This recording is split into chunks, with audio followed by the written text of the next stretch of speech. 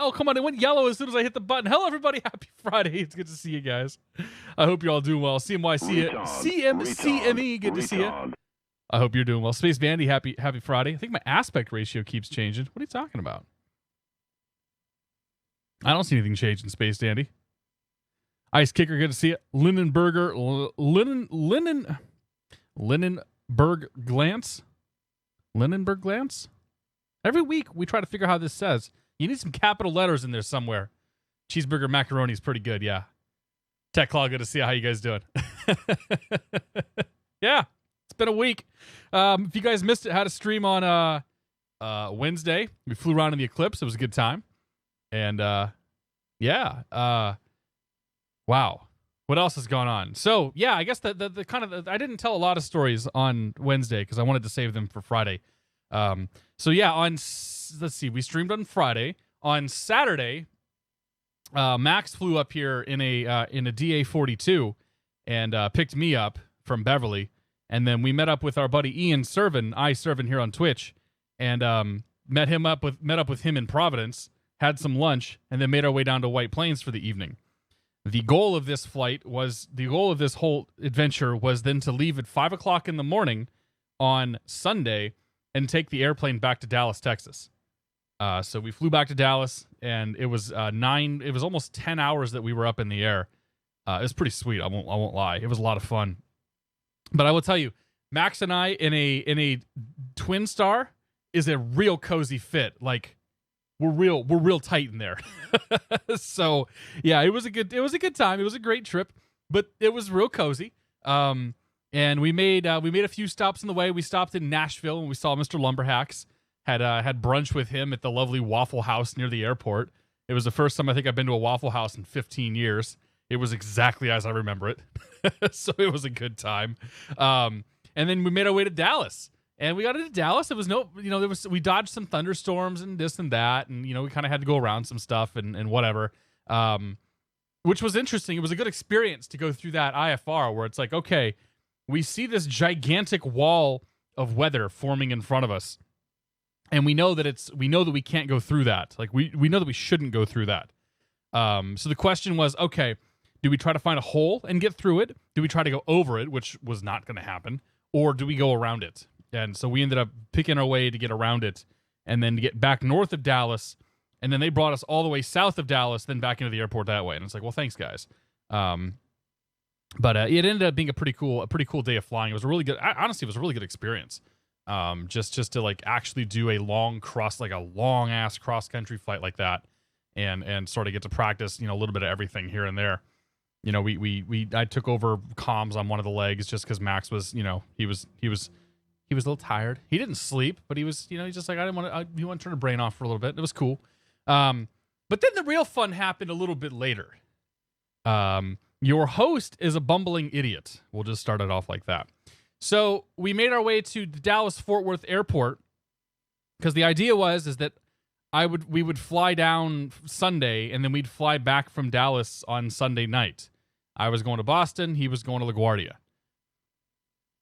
He made it to LaGuardia, no problem. Had some delays here and there, but it was really, at least he made it back.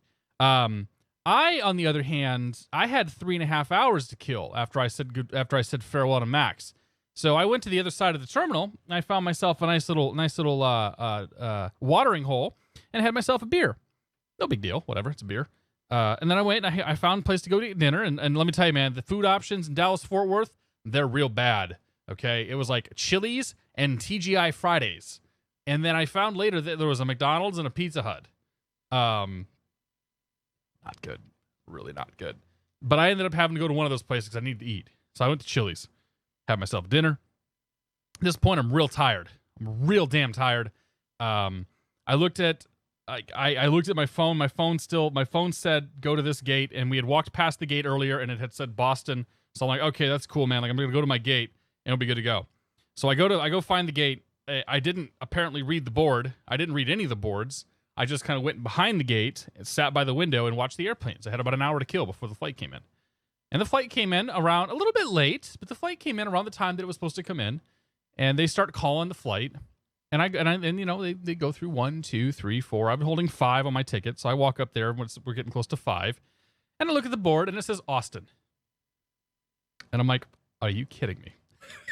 So at some point, probably when I was down having my beer at the other side of the terminal, they changed gates on me, and I completely missed it. This is totally my fault, by the way. This is 100% my fault. Now, I don't think that American really did a lot of help for us to find the right gate, but yeah. So I looked at the app. The first thing I did is pull the damn app up because I'm like, it says C30, and I'm at C30, and the app still says C30, right? It wasn't updating. Like the app didn't update at all that entire night. I don't know if it was the internet connection that was having problems, it was a cell service, or what was going on, but it still said C30, so I hit the button, and it updated. It said C37. I'm like, oh. And of course, the gate that I'm sitting at is for Austin, which sounds suspiciously close to Boston. So all of these factors sort of joined together and compounded. And the long and short of it is I spent the night in Dallas. And then I hopped on the 7 a.m. flight back to Boston. So that was my adventure going to Dallas this weekend. And that was, it was definitely a unique experience in a lot of ways. We'll put it that. The flying itself was really cool. We had a really good time with the flying. And, Max greased the hell out of the landings, which is all he cares about, really. He doesn't care how well the rest of the flight goes. He doesn't care how any of the flight goes. The only thing that Max cares about is that I greased the landing. And that's fine. That's totally fine. That's all on him. Whatever. So I learned my lesson. First of all, don't fly American because they won't send you a text message, an email, or any sort of courtesy to say, hey, by the way, your gate's changed. Whereas like JetBlue, Southwest, and other airlines they're short of like texting you, notifying you on the app, sending you an email, basically freaking call and say, hey, idiot, don't forget your gate's changed. So don't fly American. And then also make sure you check the boards more often, especially when you're tired. Always check the boards. So that was a real good start to the week. That was a real good start to the week. So my wife was out of town this week, and we just kind of hung out, did some stuff, played a little bit of World of Warcraft because that's what I'm doing. We streamed on Wednesday, did some of the Eclipse Jet, and I love that Eclipse Jet, man. That streams, I think it's gonna get posted tomorrow morning on YouTube, if you haven't already watched it on Twitch, and yeah. So it's been a week, man. Trevor 11-350, good to see you. John Fezza, welcome aboard. Rudyism, good to see you. Nice plane you got there. I know, right? Am I gonna take my flight training further like a commercial pilot? I plan to get my commercial pilot's license, but I don't plan to actually fly like professionally. So I have no intention of ever joining the airlines. The closest I might get is if a part 90 or a part 60. Part 61, I think. Part 91 gig ever comes up that I might consider taking it. But honestly, like my goal is to get my commercial pilot's license for other reasons. But it won't happen anytime soon. Draclin, good to see you. Joe Manzinski, welcome aboard. All About Flight, welcome aboard. My cat took a did I miss him say hello? No, All About Flight. Good to see you, man. How you doing? We got everybody? I think we got everybody. You get notifications all the time. I didn't get a single thing, Kyokin. I did not get a single notification about that flight. They sent me an email when they updated the flight to give me the new information for my new flight, but never once did I get a notification, whether through the app, an email, a text message, or anything saying, hey, your gate's changed. Nothing. Like, that would have been very useful, trust me. Like, again, this is all my fault. If I had checked the boards and been a little more attentive, I would have gotten home ass early on Monday, but it would have been this, same idea. But it's fine, whatever, man. Stuff happens, no big deal. Yeah, it was real weird. 94 Tails, good to see you, man. What are the other reasons for having a CPL? Other reasons, man. Other reasons down the road. Personal goals, personal endeavors, and things like that. So yeah. What would the cost be to go from where you are now to commercial?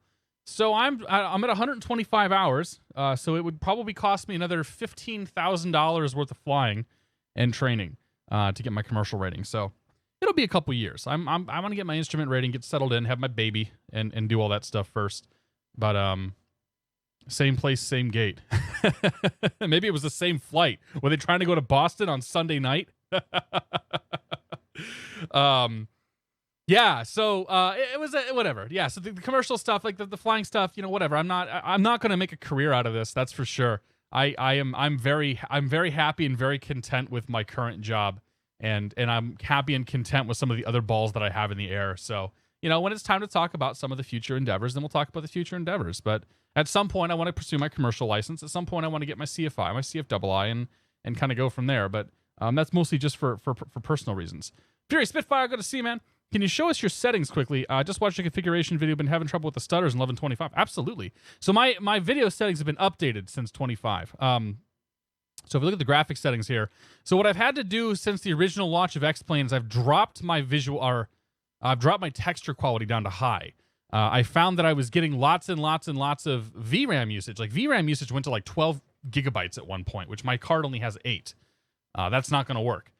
So I'm down to high on the texture quality. And I think I've also dropped maybe the number of world objects too. Yeah, so these are the visual settings that I'm using right now, and it works pretty well. Like this airplane in this airport, the frame rate suffers a little bit here and there. There are lots of little micro stutters too as things load in and things load out, and that's just because of the way that X-Plane's handling all of its loading stuff right now. But yeah, kept getting errors with memory, so I had to drop from high to max, or to high 2 from max. Yeah, I think a lot of people did. Captain Chevy Rules, good to see you, man. I hope you're doing very well. And good evening.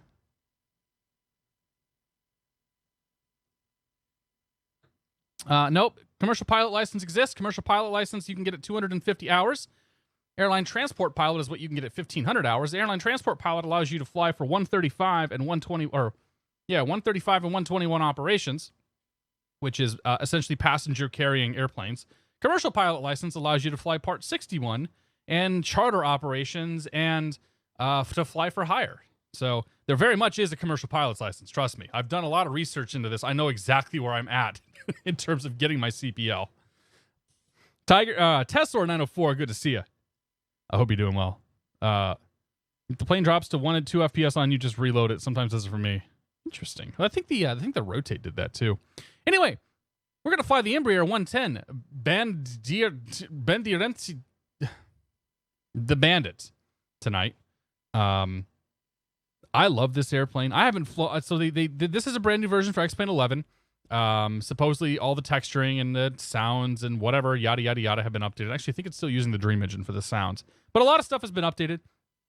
I haven't had a chance to fly it around yet. This will be our first flight with it tonight. In X-Plane 10, when this thing came out, this was one of my absolute favorite aircraft.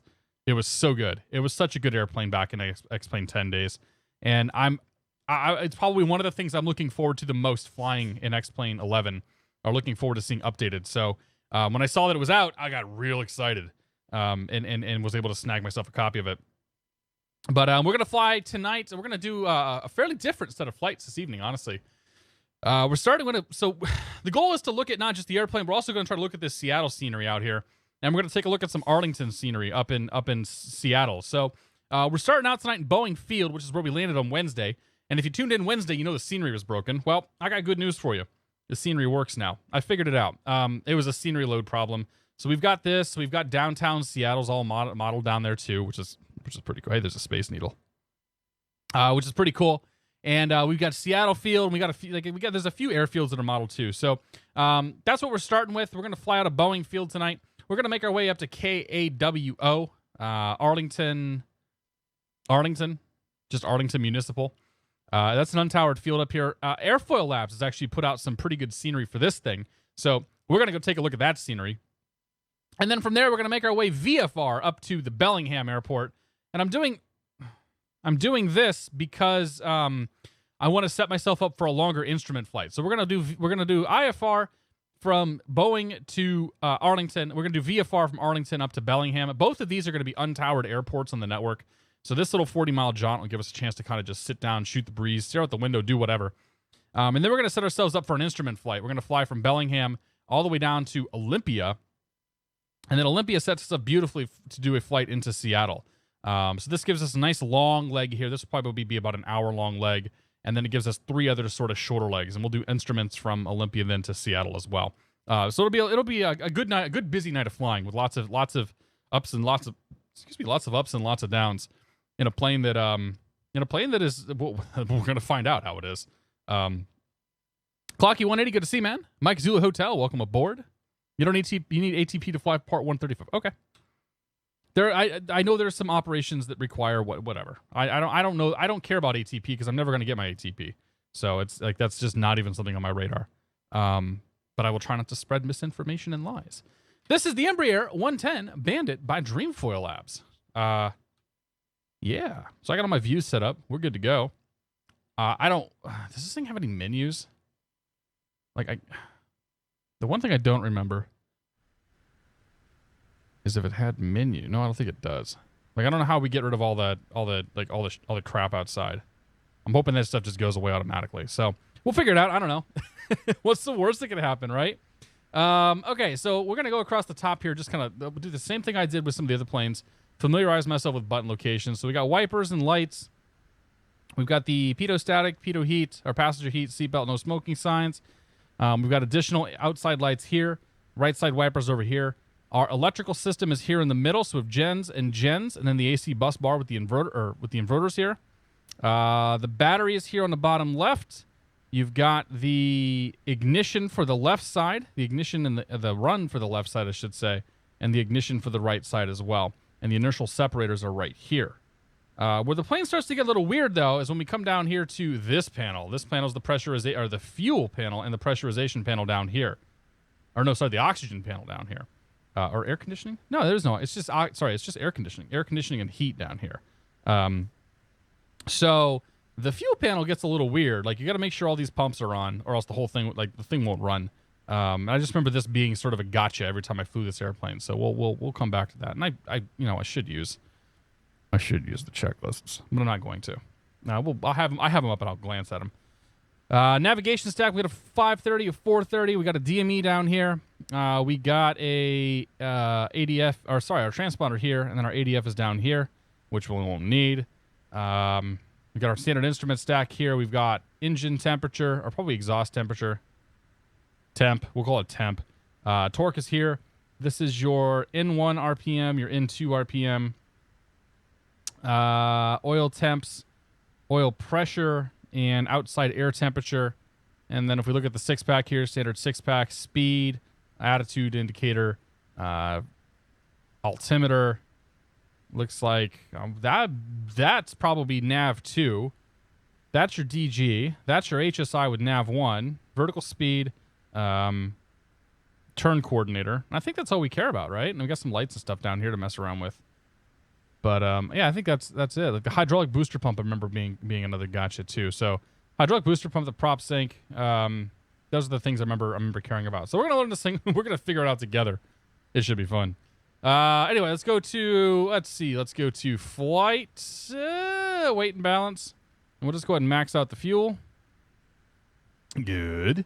Payload weight, sure. That's good enough for me. Apply them changes. And park brake is probably, let's hit V and see where it's at. There it is. Park brake is there and it's now set. Look on the center console. Our fuel cutoff switches are off. Prop levers are at feather. And our our throttle levers are at min. That's good. Autopilot's off. Trims are centered. All right, so let's start this airplane up. So we'll do that by first turning on the battery. Over to battery. Good. And we'll do anti-collision and beacon lights. Nav light can come on. Landing and taxi can stay off. We'll turn no smoking on. Seatbelt on. Those two can stay off. Panel lights we'll go ahead and bring on. Everything else will stay off. Gens are off. Inverters are off. So we just go to start.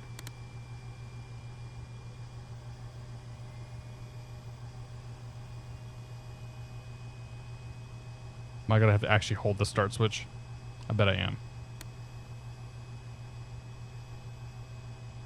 Oh, you know what? That thing I told you not to forget? I forgot. Kill it. Come down here. Let's go fuel pumps on. Cross feed's good. Those are good for now. I always have a hell of a time getting this thing going the first time. Okay, there goes the ignition.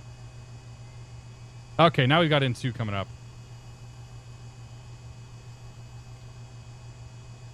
That looks like it's up. Add the fuel. 2's coming up, N1's coming up. Temps are good.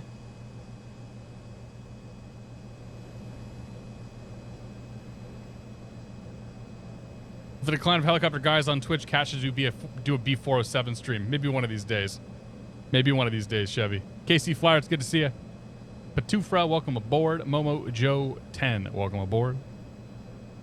Cole Freeman, good to see you. All right, let's go engine number. Actually, we go overhead panel now. I think we crank this thing on next. Let's take you up.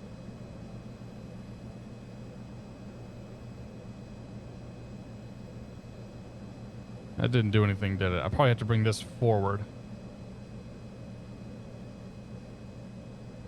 Maybe not, no? All right. Overhead panel starters off. We can probably go gen on. We got DC coming off that. We got amps coming off that. That's good. Now we'll go ahead and start engine number 2. Oh, probably turn the inverter on. Inertial separator should be on. And we'll start engine number 2. This is probably not the right way to do it, but whatever. You guys know how this goes now at this point. N2's coming up.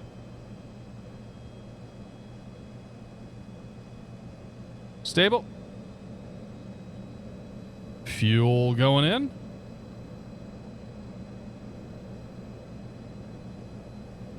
Okay, N1, torque, temp's good.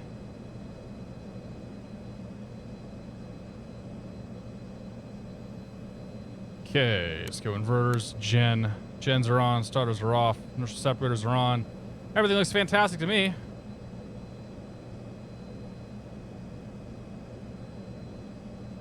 Now that should, I think, I thought that should have made the engines go loud. Unless I need to bring the props forward for that. Yeah, the props are still feathered. That's weird. Oh, maybe because the hydraulic's not on? There we go.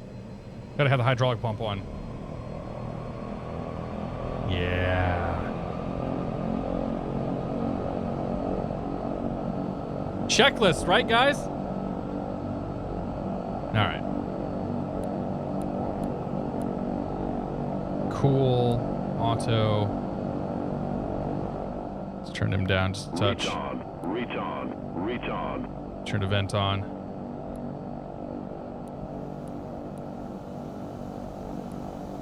The air conditioning on. All right, we'll bring the avionics online. So we'll do probably you. Nope.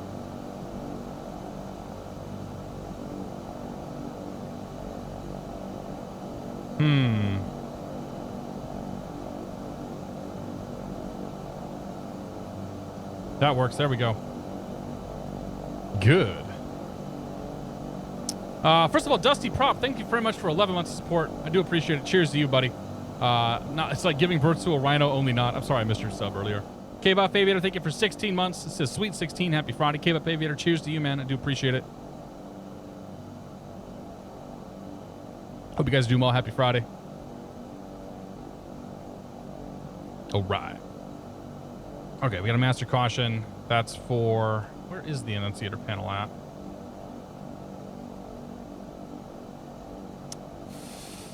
Over here. I don't see anything lit up, so we must be okay, right? Good enough. All right, uncage that sucker.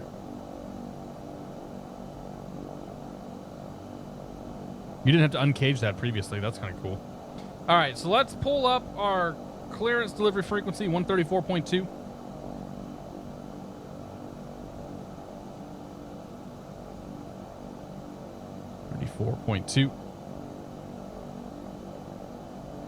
We're going to be Embraer 717 Tango Sierra. We're going to be IFR to Arlington. Let's see if the frequencies are all working. They most definitely are not. Because we've not selected COM 1 or Mic 1. There we go.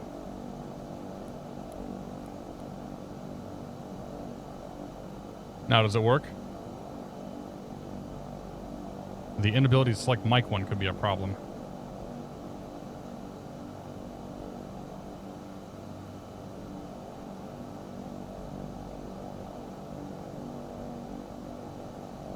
KBLI is not towered on PilotEdge.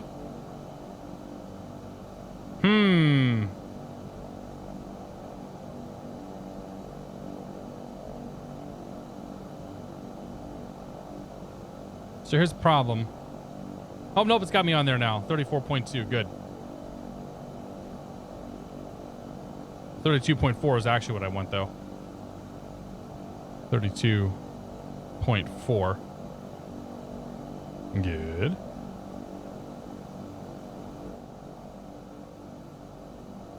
Yeah, it's probably selected by default. Yeah, we're calling Boeing clearance. Boeing clearance, good evening, Embraer 717 Tango Sierra IFR Arlington. Number 717 Tango Sierra, Boeing clearance, good evening, cleared Arlington Airport, Nirvana 1 departure, vectors to Payne VOR direct. Maintain at 2,100, departure frequency, Seattle departure 120.4, squawk 5335. Go to the Arlington Airport, Nirvana 1, vectors to Payne, direct, 2,100 on departure, squawk frequency 120.4, squawk 5335, Embraer 7 Tango Sierra. Embraer 7 Tango Sierra, back correct. Okay, he came in a little hot because I was messing around with the, Delta 198, advise Salt Lake Airport inside, we after your left wing in 6 miles. I messed with the volumes, and so he came in a little hot there. Delta 198, roger. 830, your discretion, clear.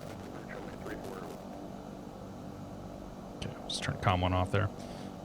Okay, let's go to flight plan. BFI. Proc. Departure. Nirvana 1, which is probably just a vector departure. More or less. And then from there, we're going to go PAE.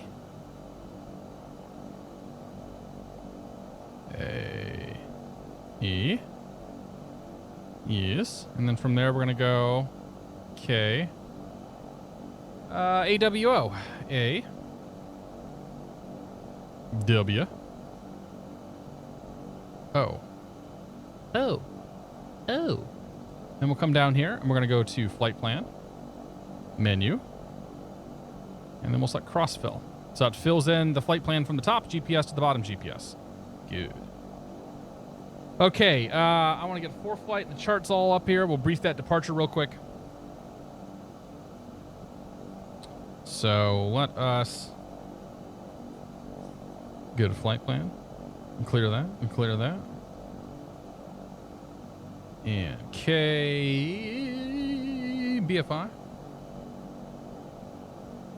PAE,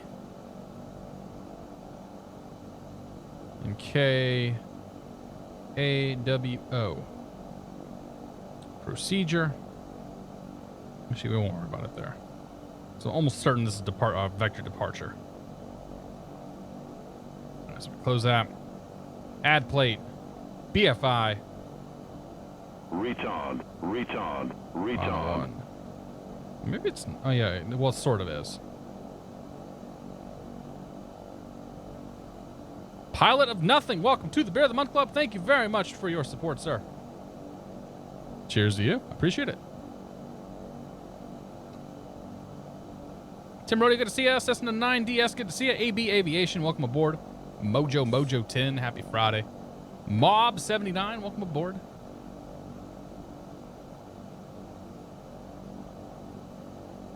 Okay. Let's brief this departure. Oh, this is a really difficult one. On departure, fly heading 135 until crossing 700 feet, at which point go direct to the Nirvana intersection. Depart Nirvana 135. All right, so let's set our CDI for GPS. We will set our heading bug for 135. 135 is right there. Crank our... I'll just let that thing do what it does. Okay. Good there. All right. So I am going to pull the checklist up here briefly. We're going to take a look at things like speed. So our climb out speed. How much do we weigh? I know, whatever. I'm just going to do 140 knots. So we're going to do 140 knots on the climb out. That's good. Approach speed, we do care about. How heavy are we? Right now we are 11,700 feet. Or 11,700 pounds. So we're going to be about 80, probably 84 knots will be our approach speed. Once we get up there, good. Actually, I can reset the totalizer here.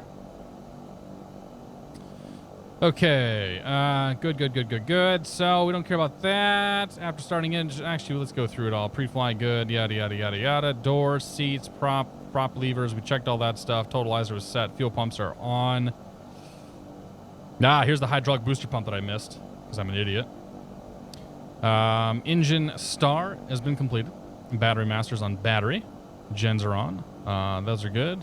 Inner separator will be on. Static pitot heat, passenger heat. We can turn the pitot heat on. Leave the passenger heat off. Battery, don't care about that. Gyro, don't care about that. Radios are good. Radars, whatever. Transponders will be set in a moment. Actually, we'll set that now. So we are squawking 5335.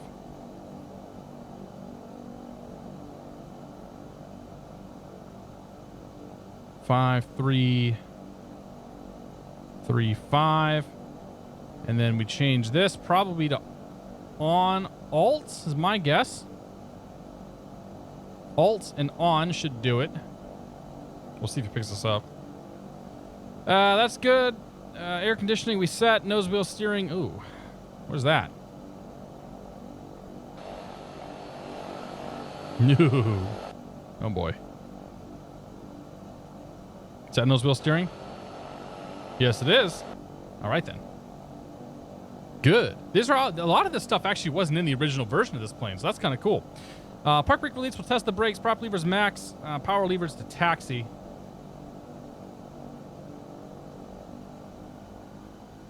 Okay, that puts us in the beta range. Fuel condition levers as required. We'll leave them forward. Flight instruments good. We'll check those. Beta lights, we'll check those. Where are the beta lights? Aha, there's the beta lights. Cross feeds are off. Fuel pumps are on. Autopilot we don't care about. Well, we do care about it, but we'll deal with it here in a little bit. And good. Okay, so that's all we need to do until we get to the run-up section. What is that? Open the tower. Let's go to ground is 0.9er. And tower is 18.3.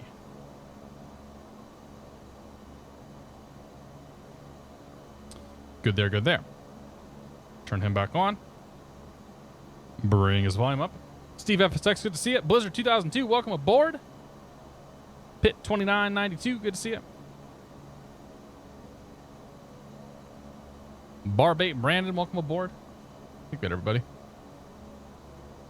We got everybody who mattered, right? Yeah. All right. Grab the weather, then we get out of here. Boeing Field weather, winds 1907, 10 or 8 mile visibility, broken 8,500, 21 Celsius, altimeter 3008.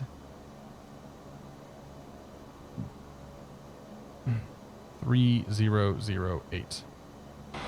Do flight control check here. Left, good. Left, right, back, forward.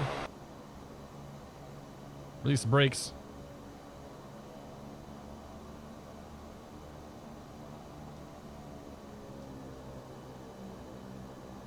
Interesting. It should be taxiing right there.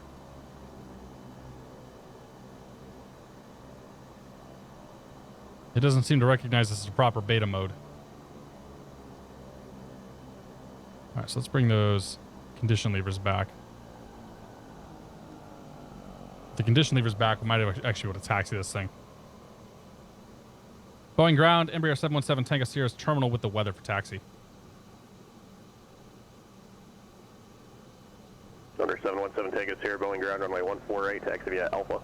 14 right Alpha, Boeing 7 Tango Sierra. Or, sorry, Embraer 7 Tango Sierra.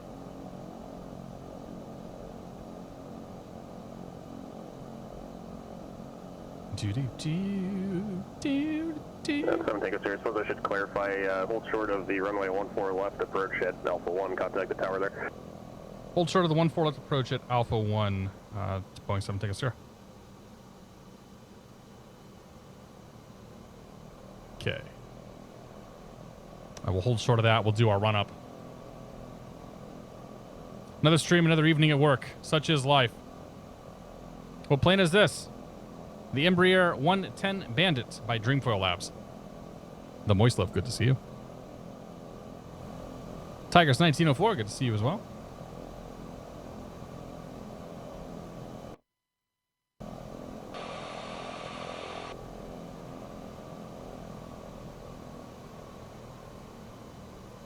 See, I think you're supposed to be able to taxi these things in beta mode usually.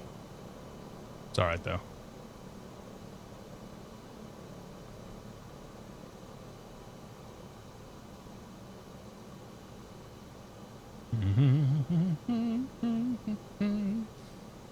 Okay, what does this thing want us to do for a run-up?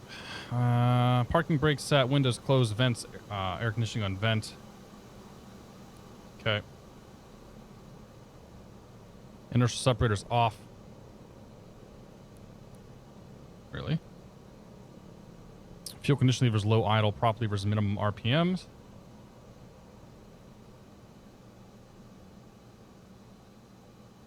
Delta 198, Okay. vacated Hotel 8. Power levers 80% NG. Delta 198, roger, taxi via hotel or echo to the ramp, monitor ground 123.77. Oh, NG's down here. Hotel or echo to the ramp, monitor 133.7 for Delta 198, thanks, see There's ya. 80% NG. NH between 75 and 80%. Yeah, not even close. That's okay. Whatever.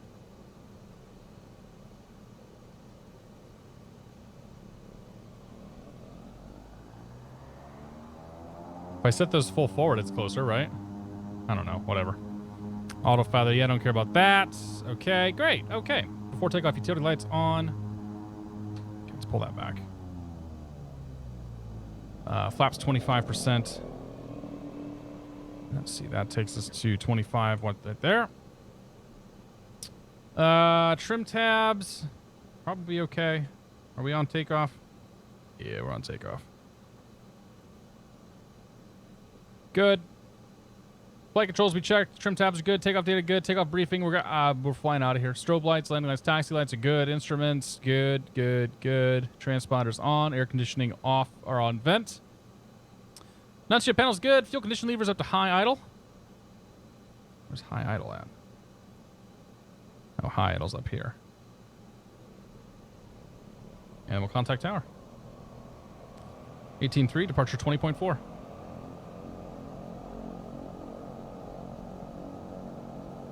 We'll see what happens, right, guys?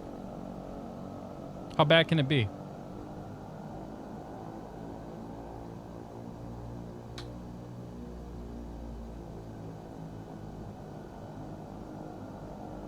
Boeing Tower, Embraer 717, take us just holding short the approach for 14 left.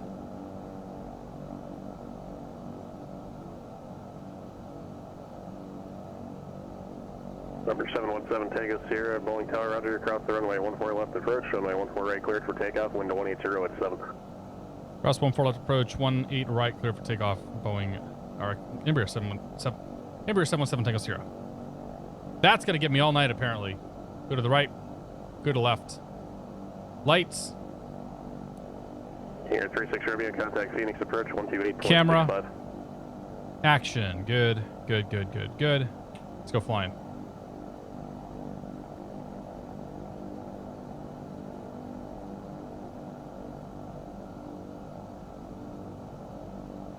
Number 7436 Romeo, Phoenix approach, roger, information Alpha's current, advise when you've got that, expect a visual approach, runway 25 left.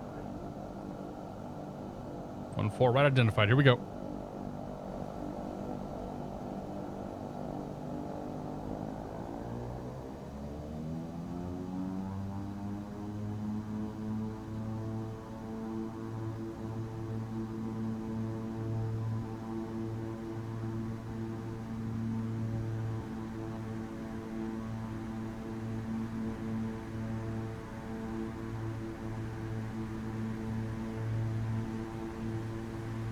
Airspeed's alive, that's our power. There's blue line speed. Positive rate. Gear up. Here, 36 Romeo, roger.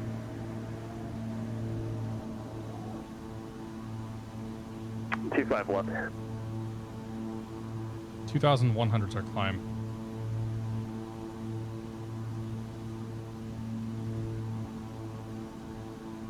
Okay, that's 700 feet, good. Bring our flaps in. Did the flaps come in? No, they did not.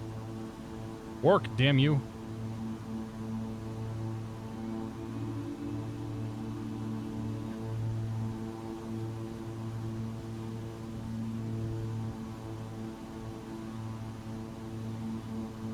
1,000 to go. After takeoff, 90% Embraer in 7 Tango Sierra, G. contact departure. Approach 7 Tango Sierra.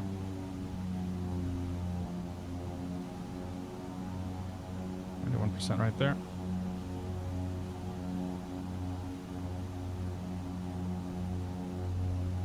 Approach Embraer 717 Tango Sierra, 1,600, climbing 2,100. Embraer 717 Tango Sierra, Seattle departure, enter contact, climb and maintain 4,000. Climb maintain 4,000, Embraer 7 Tango Sierra. Okay, 2,000 to go. Let's get this autopilot on. How do we do this thing? Heading, oh yeah, autopilot on, heading, AP, yaw damper.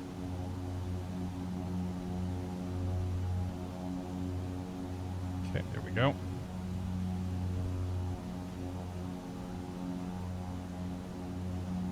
Actually, we can go nav mode. Get ourselves a little closer to the panel here. And the nose up a touch.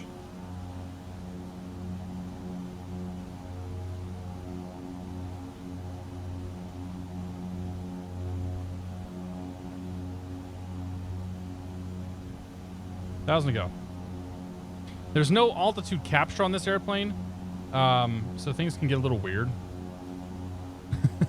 as I have demonstrated in the past. Embraer 7 Tango Sierra, turn left heading 080, climb and maintain 5,000. 080, 5,000, Embraer 7 Tango Sierra. Okay, so 080, heading mode.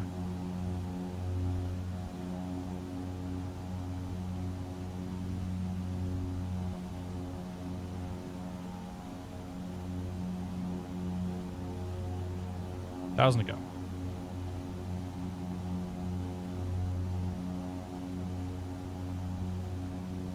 You know you can reduce power. Why would I reduce power?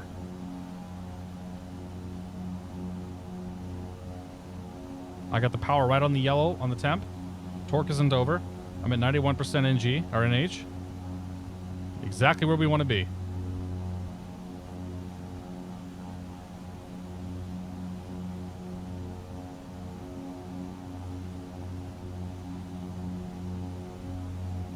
So bringing the nose down a touch. We're going to watch that for 5,000 here, then hit the Alt button. Oops. Once I get the nose back up now.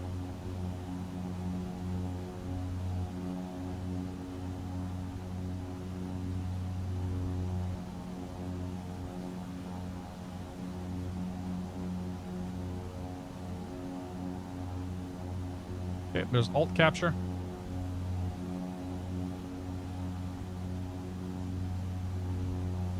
Take that as our cruise for the time being, so we'll come back to 83% NH.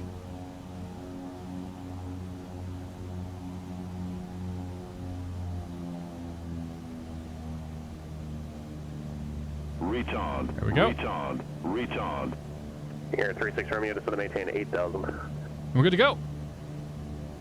Gear up, lights are out. Probably turn our taxi light off. I will leave my landing light on, though. Everything else is good there. We can bring the air conditioning on. And probably turn it on...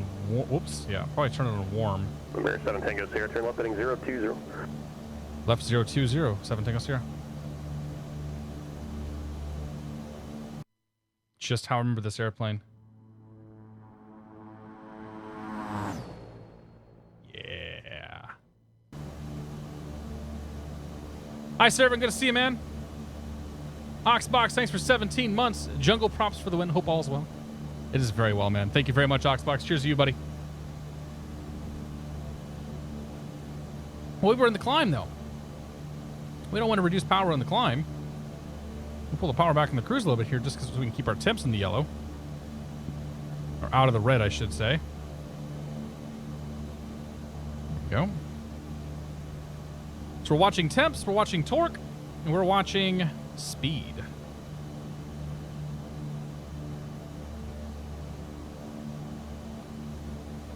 Okay.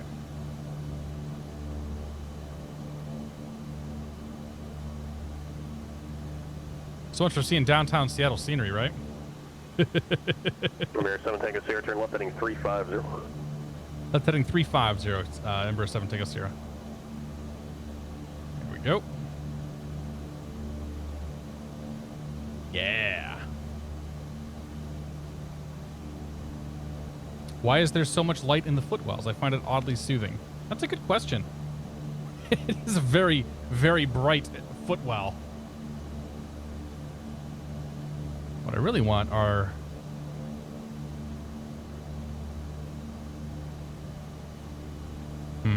I should have armed the auto propeller sync. I think that was supposed to be armed on takeoff and we forgot. By we, I mean me.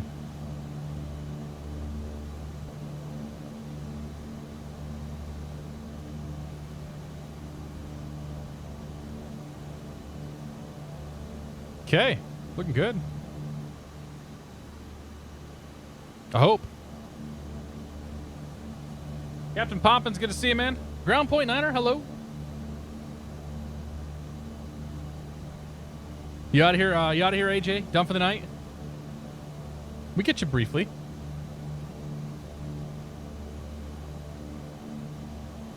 That overwhelming feeling I got from them was that it was a great plane, though. Oh, the old Comair pilots, the warm was more of a quote-unquote warm and never quite worked right. They also totally never waited until short final to drop the gear in the winter due to the cold coming in from the nose gear. Oh, that's hilarious. So it was a very leaky plane, wasn't it? Hey, Kyokin, we got the heat up as high as it goes, man. Ground Point Niner, welcome back to the Beer of the Month Club. Thank you very much to Oxbox for that gift. Cheers to both of you guys. Hope you're doing well. Puff MTD just bought this one this morning and loves it. Dude, I love this airplane. The sound, the power, it's such a neat plane. It's really good on FS economy, too. It's real good on FS economy. HD Simulation, good Friday to you as well, sir. Hope you're doing well.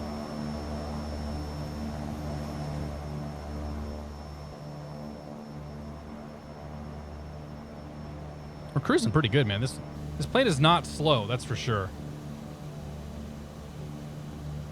We're gonna get what? We should 194 over the ground. I have no idea what our headwind component is, but we should be about 100, probably about 200, 210 true, it looks like. Or 5,000 feet indicating 180, whatever that comes out to. Retard. I'm not smart enough to figure it out. X-Plane Go, thanks for 13 months of support. Thank you very much. Or X-Plane Geo, sorry. Thank you very much, X-Plane Geo. Cheers to you, buddy. It's Friday night. I have to work in the morning. Kyokin, where are you going tomorrow? Vigilante, welcome aboard. I did fix the Seattle scenery. Yes, it was a scenery load order issue. So I was actually loading...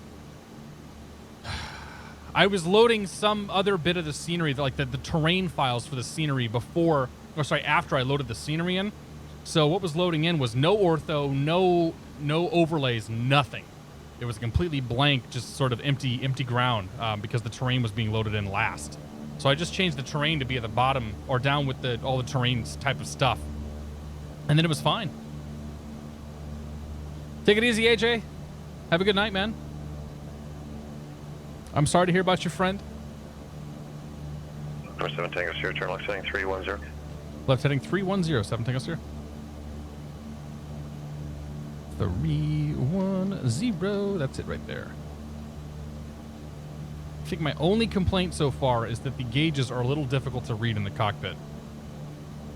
I suppose we could move a little closer.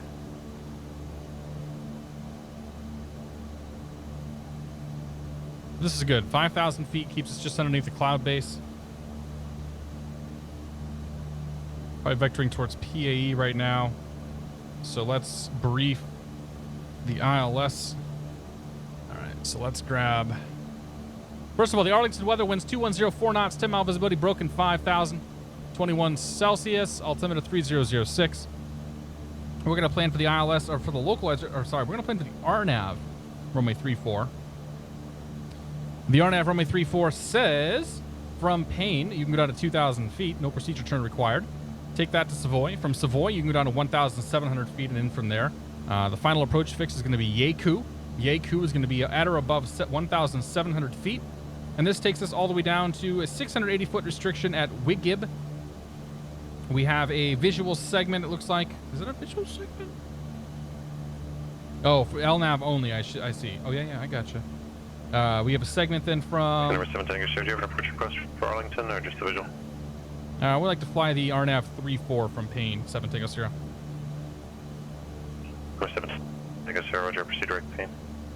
Direct Payne, 7 Tango Sierra. Should I bring you up direct? Not Nirvana, but... Flight plan. Flight plan. No! Direct. Enter. Flight plan there. Get rid of you. Go to nav mode. That'll point us to Payne. Okay, so this takes us all the way down. We'll fly the LPV minimums today. It's going to be minimums of 200 feet AGL or 335 feet MSL with 3/4 mile visibility. In the event of a missed approach, we're going to climb to 1,000 feet, left turn direct to the Savoy waypoint. 7 Tango Sierra, cross Oakland, cleared on runway 34 approach. Cleared on runway 34 approach, 7 Tango Sierra. All right, I guess we'll just stay at 5,000. It's fine. We've got plenty of time to get down. Fly back to the Savoy intersection and fly the 342 inbound radial with 4-mile legs, left turns. It's going to be a parallel hold. Cool. All right, pull the GPS up here. Go to proc. Select arrive or select approach. Sorry.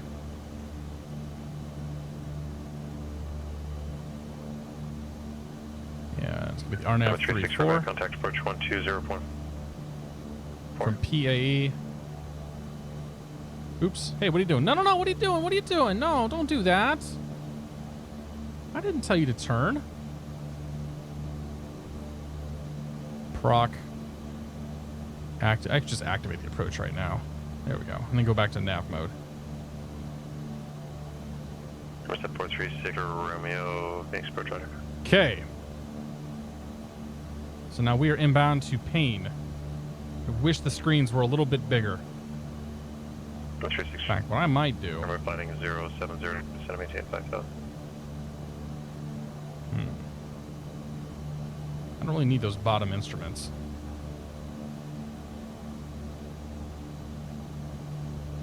And bring myself a little bit closer here. Number 7 Tango Sierra, we're established inbound on the final approach course. Full reports established, 7 Tango Sierra. Okay, CTAP is 2275. We'll plan on canceling once we're established. So we should be able to grab the field pretty easily. 2275, though, is CTAP. Cool.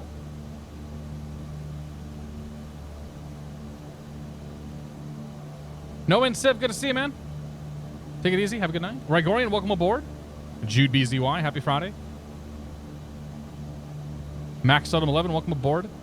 Are you actually the tallest licensed pilot? I'm talking on Twitch, man. I think there's a good chance that I'm the tallest licensed pilot who's broadcasting on Twitch. If anybody disagrees with me on that, you let me know. Robert Stratman, good to see you, Rick. How you doing, man? New old plane indeed. Just as good as we remember it, too.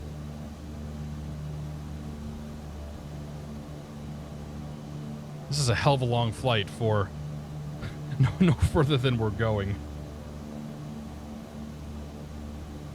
We could have blasted out of their VFR and been you know, we could have blasted out of their VFR and basically cut the flight in half if we wanted to. Space Dandy, good to see you. Diesel Dog, welcome aboard. Happy Friday. Hope you are doing well. Sounds are awesome, but so slow. It isn't very fast, is it? I mean, it's faster than some. It's faster than a Twin Otter.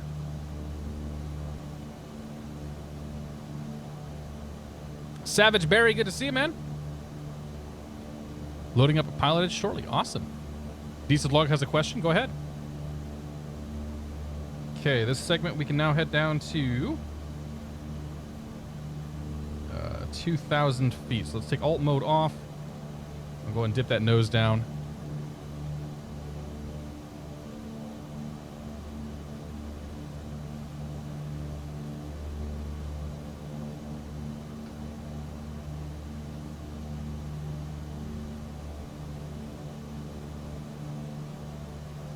Yep, there we go. Nice descent rate going. How do I met the fuel cutoff switches to my keyboard? You have to find the command for them and map them. I don't know exactly what they're called though. I'm sorry. This fuel not found. Good to see you, buddy. How you doing? Kern, Doug, welcome aboard. Getting smoky in Seattle again. That's all I hear.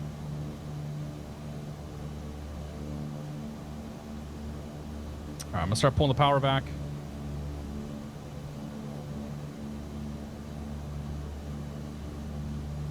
Pull the power back so we can get the speed back and get ourselves nicely established here. What are my flap speeds? I honestly have no idea, so we'll just go off the white arc.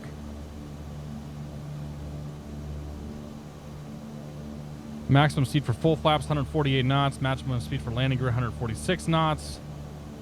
Yeah, okay, so we got to get it down into the white arc before we can do really anything. 360, turn on 350 on that heading. The Sky Harbor Airport will be edge. Or 10 o'clock, 7 miles report inside.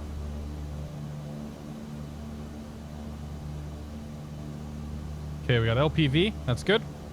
So our minimums are going to be 335 feet. Seattle Embraer 717 Tango Sierra. We have the field. We'll go to cancel IFR. Okay, check up on Sierra 71. Tango Sierra, understand your canceling IFR, there, right? Affirmative. 717.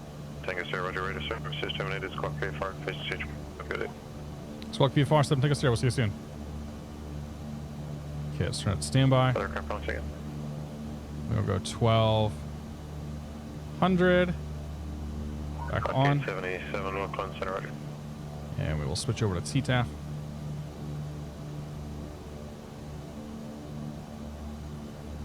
Okay, Yakyu is 1,700 feet. We are coming up on Yakyu.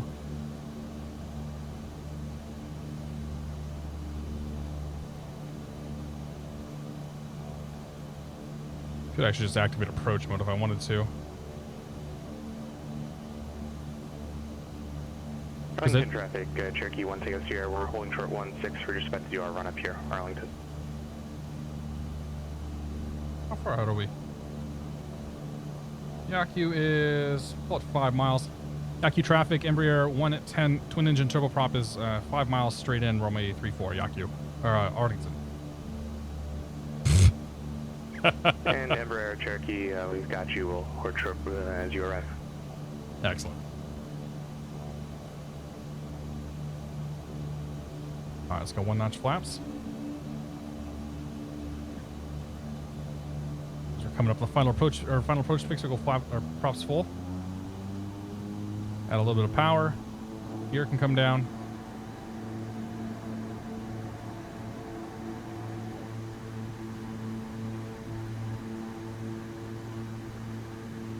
Taxi light, bring the inertial separators on.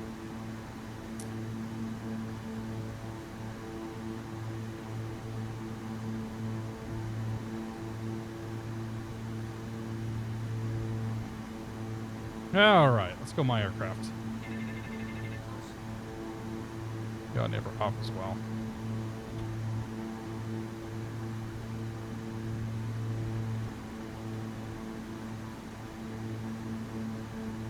Approach speed is going to be 84 knots.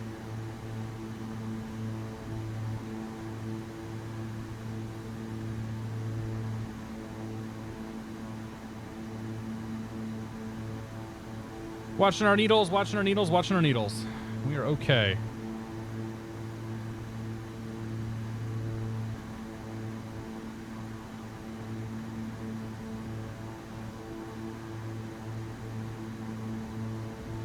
Arlington traffic, Embraer 2 mile final, runway 34, Arlington.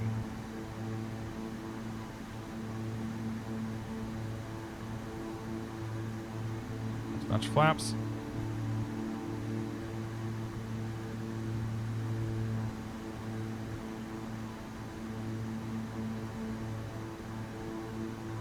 Looking good. Let's keep it on that, hug that blue line speed here for now.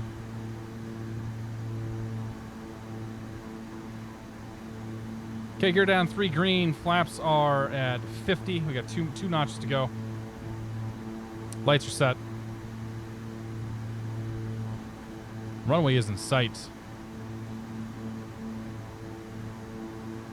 Showing 2 red. Where's the second set? All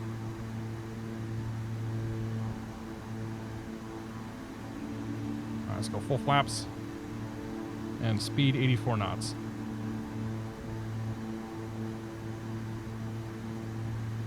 I'm not sure I want to take it all the way down to 84 knots, to be honest. We're gonna keep it maybe a little faster than that. Oh wow, it's just 1 red, 1 white. That's crazy. Arlington traffic, Embraer short final, runway 34, Arlington. Cherokee still dasher.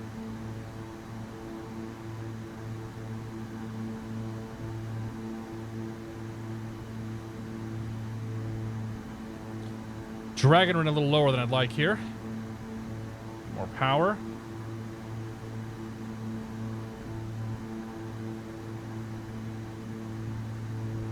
Losing it a bit. Not a very good landing.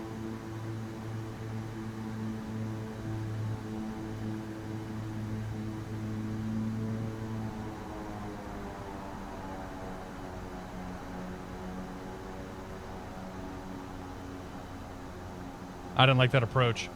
It felt real squirrely once it got slow there.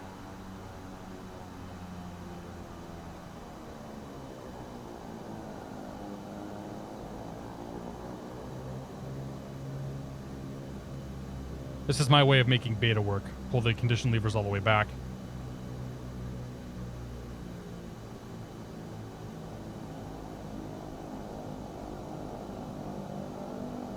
Oops. Arlington traffic, Embraer is clear, runway 34, Arlington. And Arlington traffic, Cherokee 160, we're taking runway 16, and we're going to be departing to the east Arlington. Just want to let you know we're all counting on you. Okay, prop sync off. And we'll leave all that stuff on. Static pitot heat can come off, landing lights can come off, everything else can stay where it's at.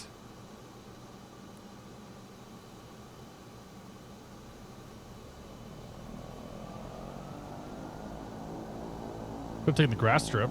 Is that actually a grass strip? I think it might be. Maybe not. It's not charted.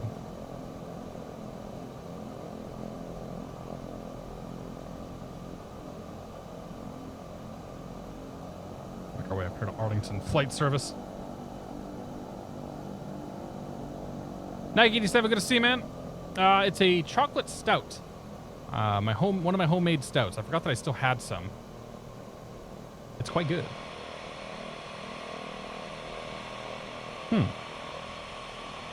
Are we gonna fit in here? Not really. I guess we'll go to the next one. Actually, we'll come down here to that ramp. That looks like it'll hold us.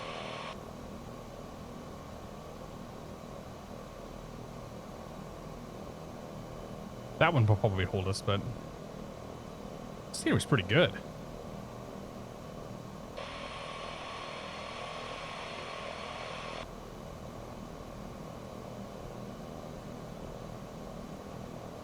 So we're just going to do a quick stop here, drop our passengers off, pick some more up, and then make our way up to Bellingham. Departing the pattern to the northeast. This will be our last call, Arlington.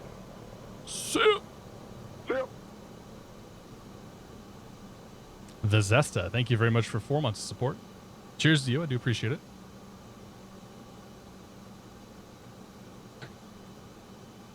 All right, crank the sucker around here. Kendall 1 pilot, good to see you. Did you make it dessert beer level or not quite that sweet? No, it's more of a bitter. We used baking dark chocolate to make it, so it's definitely not it's not a really sweet chocolate. All right, that's back. Bring those back to throttle. And on the overhead panel, we're going to go inverters off, inertial separators off, gens off. 1, 2. Seatbelt signs, no smoking. Lights can all come off. Panel lights off. Overhead panel's good.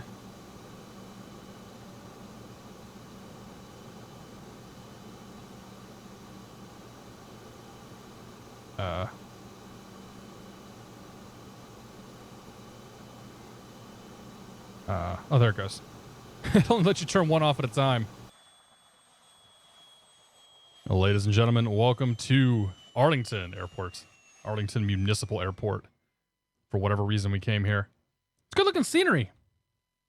It's not too bad. This is Airfoil Labs did this scenery. The guy's known for their Cessna 172. And maybe someday a King Air. I guess we could have come down here and parked in the visitor parking section. All right. Random check, Mig. Why not, man? Super Viking, good to see you, buddy. Dogo DR, welcome aboard. Hope you guys are all doing well. Please don't count down the touchdowns. We get it. Yeah, she gets really twitchy and like really mushy at the same time. And it felt like I hit ground effect at like 300 feet.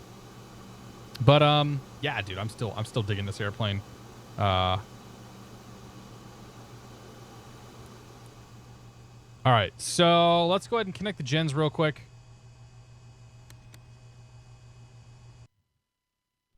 Connect the gens here. I'm going to go use the little boys' room, and then we're going to do VFR for this next leg. It'll be a nice quick hop up to Bellingham. And yeah, so I'll be right back. Just put a little music on in the background while I go. I promise it won't take me very long. Might even wash my hands. No guarantee.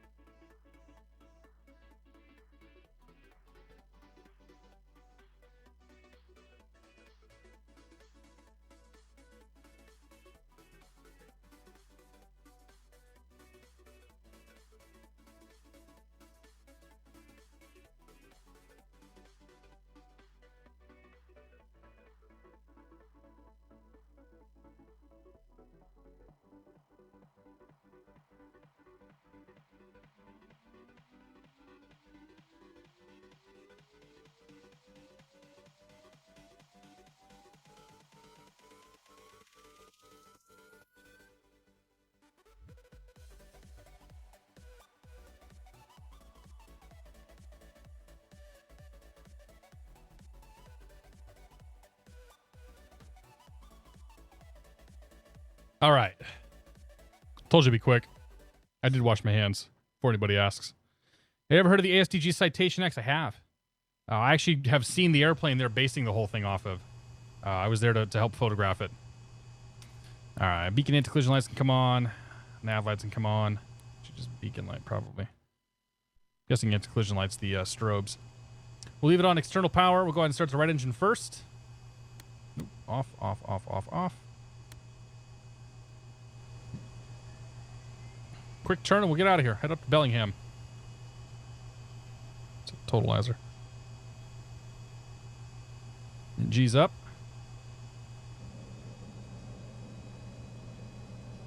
Fuel's coming in. NG's rising. NH is rising. Temps are up and down.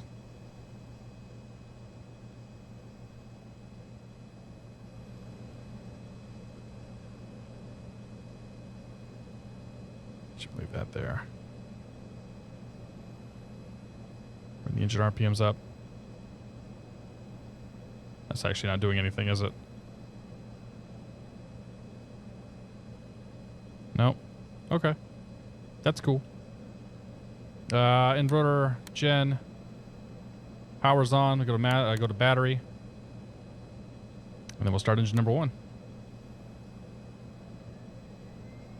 NG's coming up. Stable.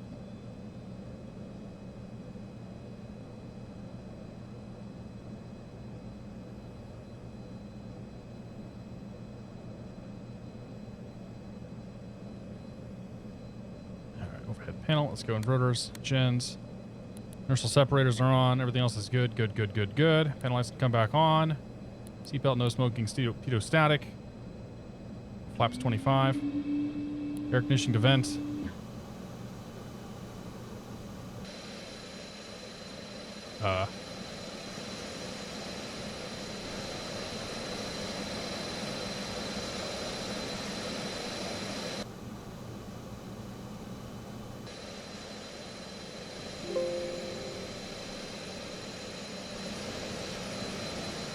Ah, yes. I hit the smoke button. I'm like, why are my engines smoking? I hit the smoke button. Don't do that. Okay. Annunciators are off. Fuel's good. That's good. Overhead panel, left to right. Everything up here is fantastic. Everything here is fantastic. Everything down here is fantastic. Great. Release the park brake. Push her forward a touch. Check the brakes. Brakes work.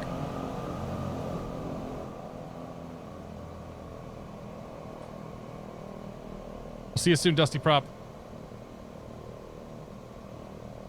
All right.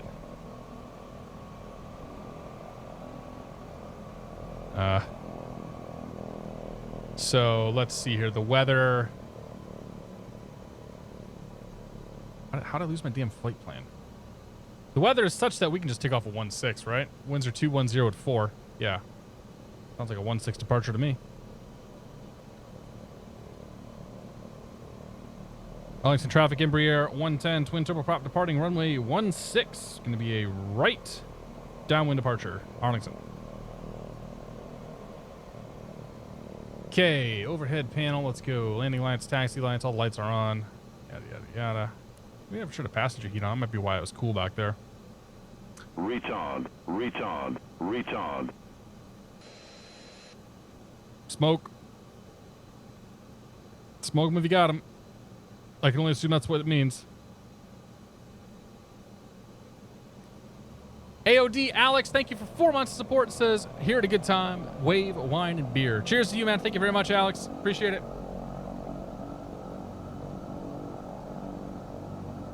All right.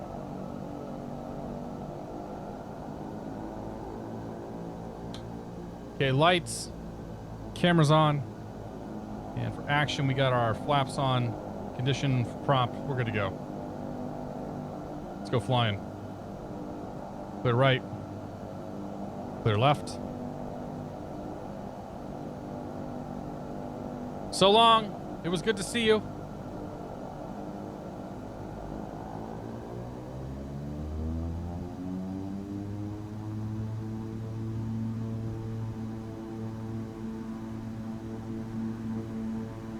Advance and nice and slowly went over. We're going to be limited by temps. Right there. Should have set my trims, but I didn't.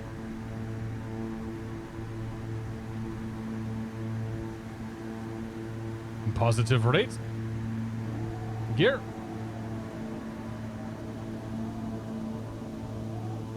Not sure what the smoke light means.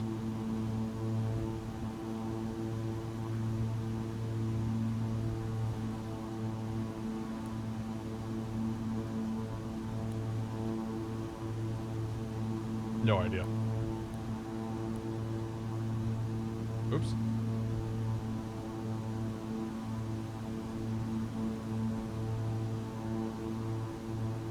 All right, make our right downwind turn.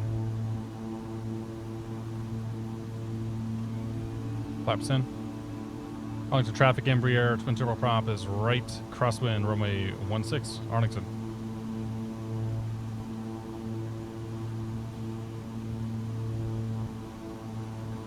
The turn coordinator's backwards. Wasn't this thing backwards originally too? I feel like it was backwards in X-Plane 10.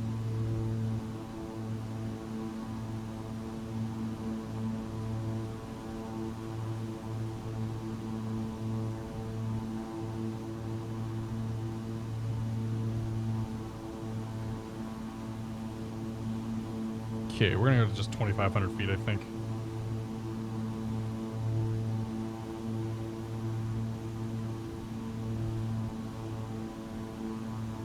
Make our way up to the north-northwest here.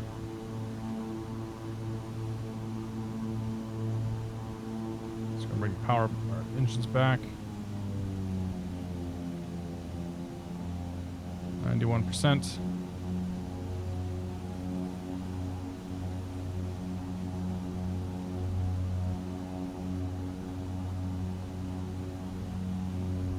When I said 2,500, I actually meant 3,000.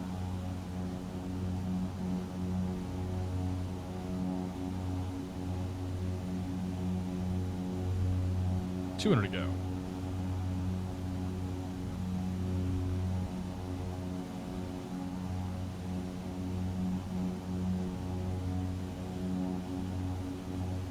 sync the heading bug.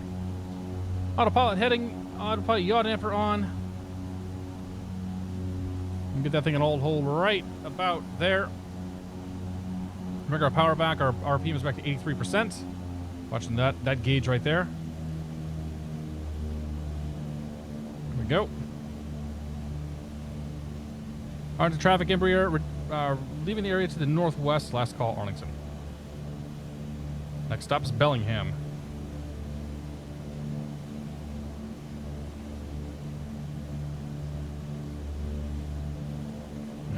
Direct to scoot underneath these clouds, no big deal. Or is it Bellingham? Yeah, it is Bellingham. Direct to, and their control tower is 24.9er.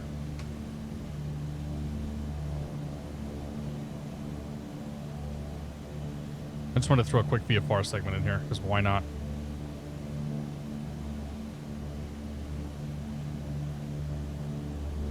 Okay, we'll be up there in 10 minutes. Run out the shore for the time being.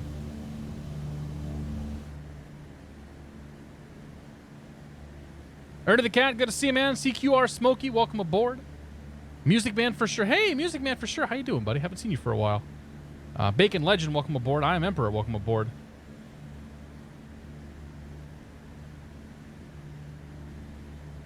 Leighton 23, good to see you, man. Happy Friday to you as well. Just finished my first week in high school. Nice, dude. Congratulations.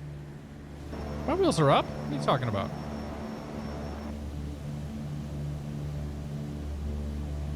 Yamaha, we are flying the Pacific Northwest. So we're making a flight from KAWO up to KBLI right now. And then we're going to head back down towards the Seattle area and do some controlled flying down there. So we're doing this VFR flight up to Bellingham, and then we're going to file and pick up a clearance down to Olympia. And from there, then it'll be a flight to Seattle. And that's the plan tonight. Papa Whiskey Mike, how you doing, man? Good Friday. Hope you're doing well. ESOX Giants, welcome aboard. Any progress on my instrument rating? Yes. I did a lesson on Monday. Yeah, I did a lesson on Monday. We did another, 1.1 or whatever hours up there. Papa Whiskey Mike, thank you very much for 20 months of support. Cheers to you, buddy. Appreciate it. So I was up there. I did an instrument flight on Monday, and then I'm actually going up tomorrow for my long flight. So tomorrow from 10 o'clock until 1 o'clock, or no, sorry, 9 to 1, I should say. I'm doing my long flight. So we're heading up to 2 airports up in Maine. We're gonna shoot a ILS and an RNAV up there. Come back to Beverly, and we'll shoot the localizer into Beverly Airport. It gets me 262 total miles, and three approaches. Where is the stink in that craft? I don't know what you're talking about. That says smoke. I don't know where the smoke is at because there ain't no fire in this plane. Ain't no fire like a West Coast fire.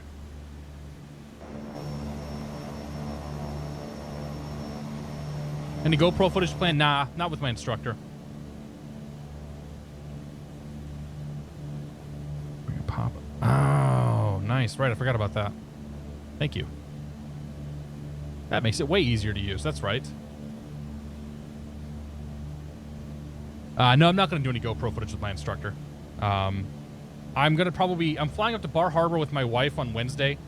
I'll probably set the cameras up for that one, and mount one on the outside on the tail, on the tail. So that should be fun. Actually, that should be really cool. That'll be a neat flight heading up there. But yeah, and I'm not doing anything with my lessons. Hi, I'm Emperor. Good to see you. From Fierce Stoppin', good to see you.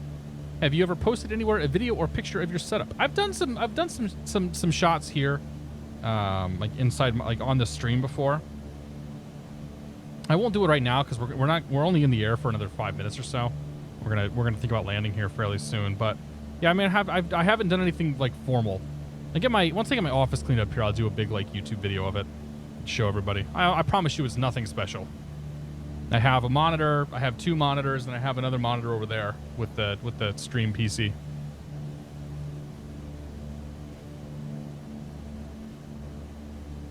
The placard above the smoke is all checklist stuff too. That's just maximum operating speed. Oh. That's also a click spot. Interesting.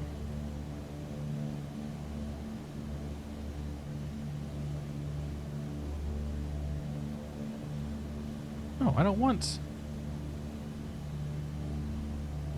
Maybe this is part of my problem, is they had their stability augmentation on. I don't want any augmentation. Thank you. Checklist. Huh. What do you know?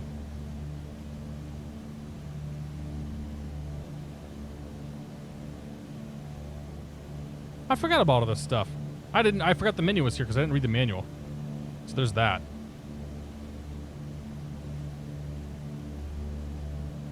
All right, then. All right, Bellingham. Variable 5 knots, 10 mile visibility, clear skies, 21 Celsius, temperature 3005. That's easy.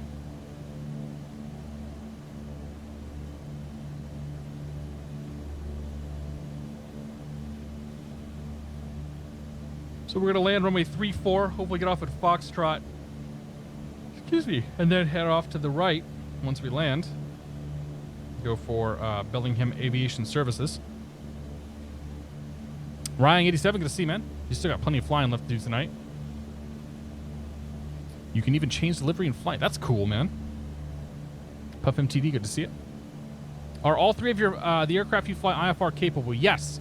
So the 172 and the 182 are slant golf, and the Warrior is slant uniform. But all 3 of them are IFR current and IFR capable.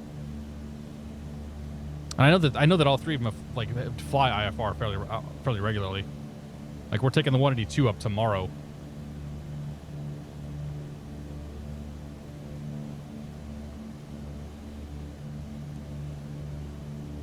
Yeah, it's just I don't like recording my oh, there's an auto feather. I forgot to set that. I don't like recording my instructor. I don't think it's necessary for him. And I've always had the mindset that with the GoPro footage and whatnot, like I want the lesson to be about the lesson and not about trying to make a video out of it. I have recorded a lot of footage over the year, or over the last year and a half, but most of it has just been for personal consumption.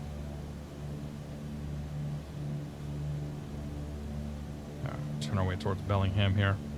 Kind of a dull flight here with all the smoke in Seattle. Not really much to see. But see if we can punch above the clouds for the next flight. Should be able to. We're not on course. Okay. I'm close enough.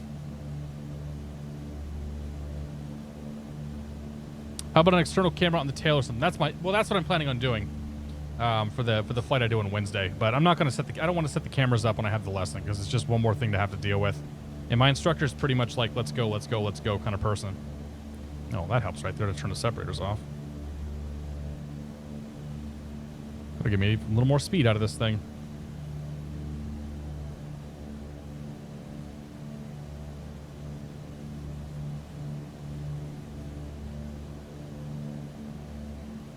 Where's the stick? I hit it. Even if it's there, you don't see it. So I just hit it.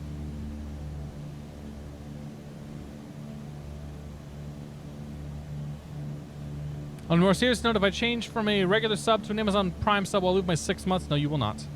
You have a 1 month grace period to come back and resubscribe before you lose your time.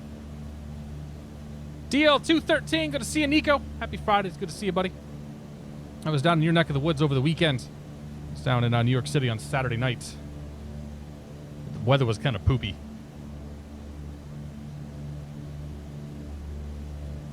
plane's pretty sweet, dogs, yeah. Alright, so we got 24-9er. That is Bellingham Tower.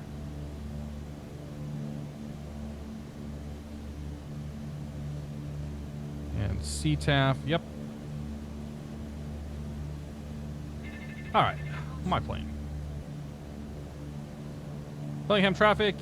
Got a Embraer twin turboprop about 6-7 miles to the south. Gonna do straight in runway 34 Bellingham.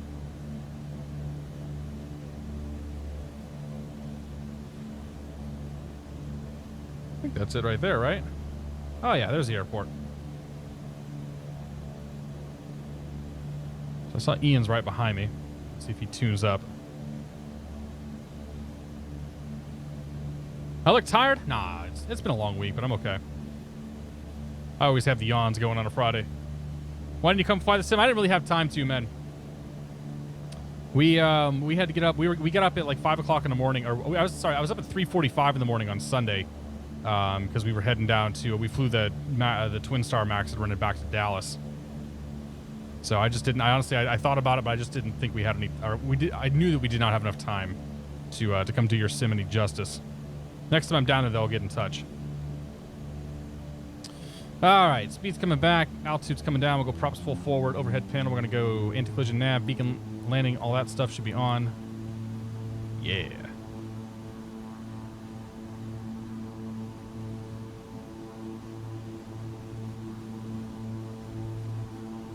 This thing does get squirrely. Just diving her down, trying to get her on point here for this approach. Sink rate, I know.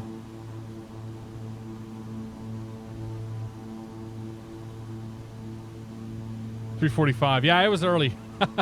Max wanted to leave New York at 4, so we could leave the we wanted to be in the air by 5:30, and we were actually very, very close to that. Let's go gear. Oh, whatever.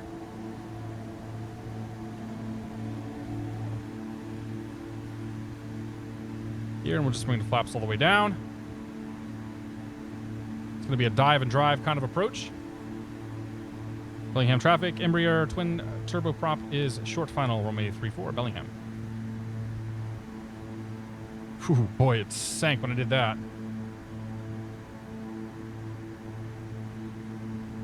A little power in there. Get the nose up a bit. There we go. Happy with that.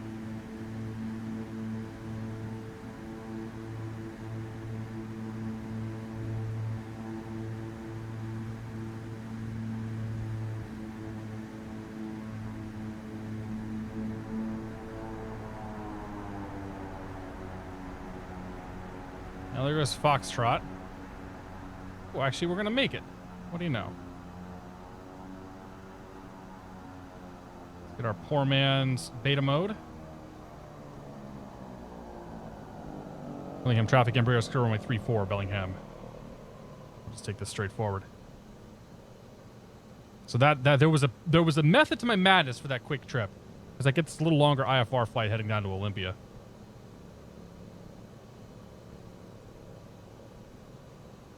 Glad. Good to see it. Just in time.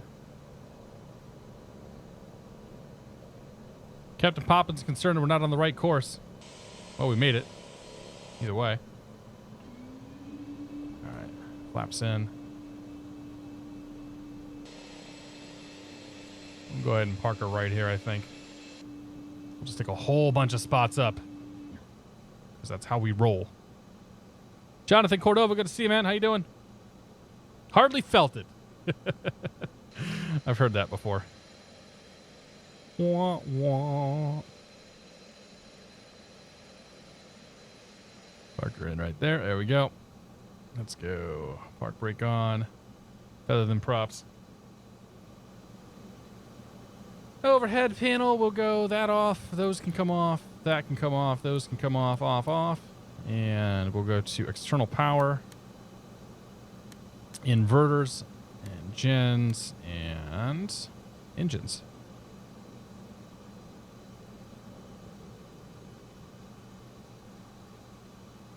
Flyboy F-117, good to see you. Sync rate is a cargo pilot's dream. I like that. Will you get the MD-11 when it comes out? Absolutely.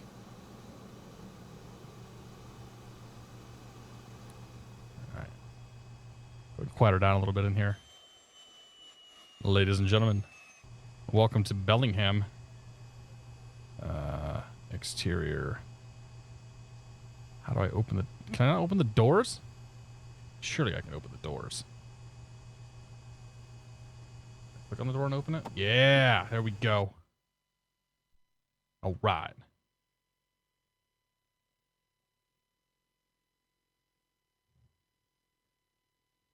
Beautiful. Johnny, good to see you, man. I'm always causing trouble, man. Yeah. So we're going to... So the reason why I did a quick flight there was so we can do a nice long, a longer IFR flight. This flight will be about an hour and a half probably. And then we'll do another short IFR flight up to Seattle. Method to the madness. So we're at KB. Our flight plan real quick. We're at KBLI. We're heading down to KOLM.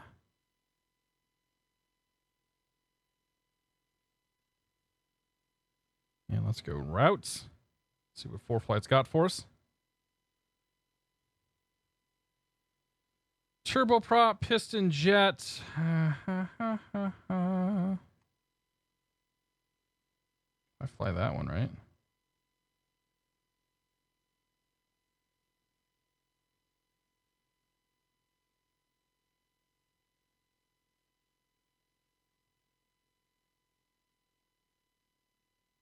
So I'm just looking for what's been cleared.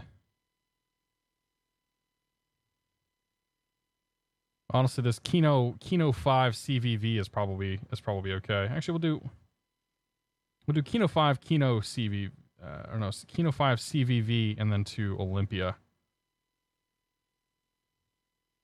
Well, I don't know. Let's just do that one because that was cleared yesterday. Select that route.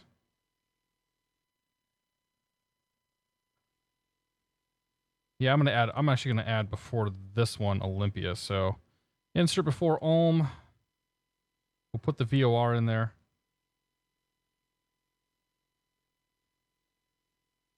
And that should work right there. So that'll get us, and we'll go up to we'll plan for 9,000 feet for this one. Actually, no, let's plan for 10,000 feet because we're heading west. So we'll file 10 and see if that's what they give us. All right, so go to PilotEdge. And we'll go IFR, November 717 Tango Sierra. We are an E110 slant golf. We'll call it 200 true. That's what we're pulling right now. KBLI and KOLM going 9,000 feet. And we're going to do the Kino 5 to CVV and then OLM. File that. So let's go plates, close you, edit, close, close, close, close, close, close.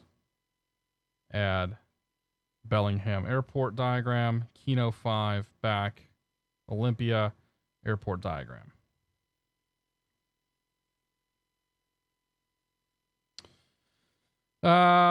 Let's see. So the departure says to fly. We're going to take off to the north, so it'll be fly heading 344 till reaching 700 feet. Make a left turn to intercept the 160 radial off of Watcom. From there, we head down to the Kino intersection at or above 6,000 feet. Only for the Victoria, though. We're not doing the Victoria. We only have to be above 3,000 feet for Penn Cove. So from Penn Cove, then we're going to head down direct to Olympia. And if we want to look this airport up, KBLI, because we can find out the frequency we need. So Bellingham International. And we go to frequencies.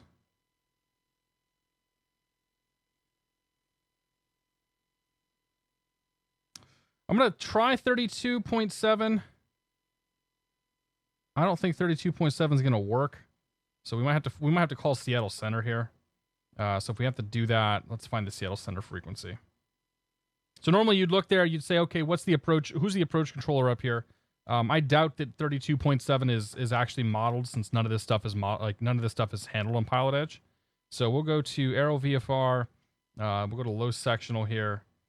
And let's find us a Seattle frequency.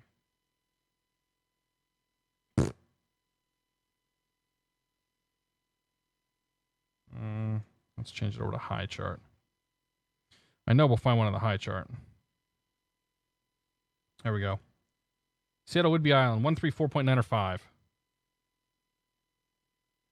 So that's who we'll give. We'll give them a ring. We'll give them a ring once we're holding short, number 1. Okay. Get rid of you. We'll go to flight, edit weight and balance. Just crank up the fuel, leave the payload weight where it's at. Sure, whatever. Done. Apply. Good. All right. Ready to go flying? Click on the nose cone. Why would I do that? Oh, okay. Cool. That's got the click spot too. Good to know. Thank you. Okay, park brake is set. These are back. That's all back. We'll open the door up. Or close the door, I should say. Where's the click spot? Click spot for the door. There it is. And we'll start with the second, with the right engine. So left to right. Seatbelts, no smoke signs can come on. Panel lights can stay on. Anti-collision nav lights and all that. We'll just leave those all on. Yada, yada, yada. Gens, inverters are all off. And we'll start with the right engine. Okay. It's rotating. There it is.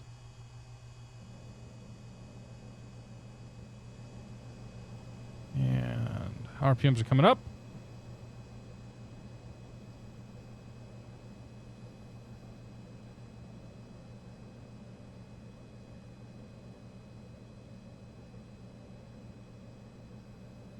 And we will go overhead panel. Let's go gens on. Gens on. Inverters on. Harry Sim, welcome to the Beer of the Month Club. Thank you very much for your support. Cheers, man. Happy Friday. It's good to see you. First time of this in a while. Yes, they just re-released a new version of this. Which we have to fly tonight. Get rid of battery power. The gen goes away. And we'll start the left engine. Yeah, the new version of this came out, I think, what, 2 weeks ago? And, man, this plane's a classic. This is a real good plane. I remember when this thing first came out, Jeff and I sat around and were, like, drooling over this, like, watching YouTube videos on proper operation and everything about this airplane because it's such a neat little plane.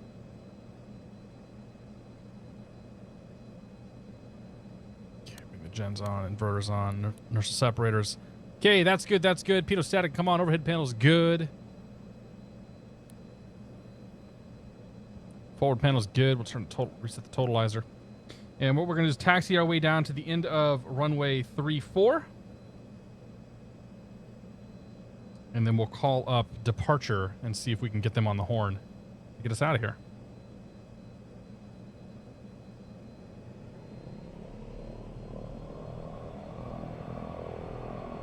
Should be Foxtrot right here. Still fly V2 because I like the sounds better, but yes, V3.2 is the bomb diggity. Is pretty good. Yeah. Is okay. Those reflections maybe not so legit.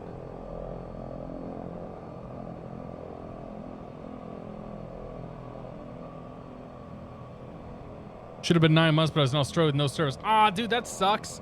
You can always reach out to Twitch, see if they'll give you the, see if they'll give it back to you. Sometimes they will.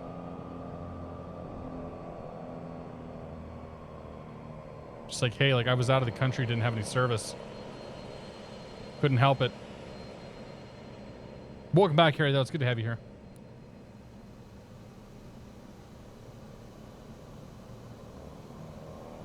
Food truck. Food truck? Was there? I didn't see a food truck. That's loud.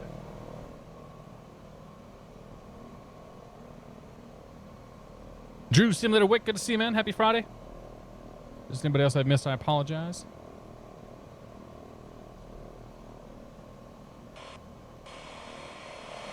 Yeah, I'll get my screenshot once we're down in Olympia, because it's got a good backdrop of scenery.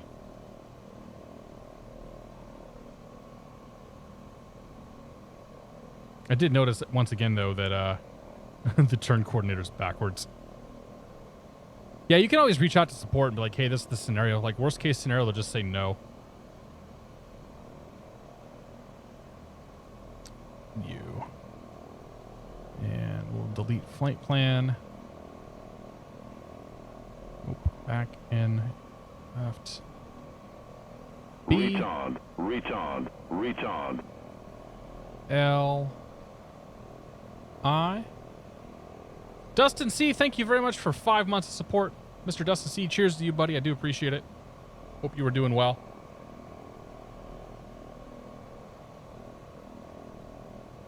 BLI, we're going to go to procedure, departure, Kino 5, runway 34, taking that to CVV.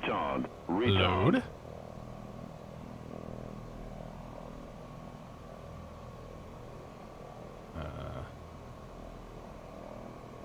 Definitely don't want that there.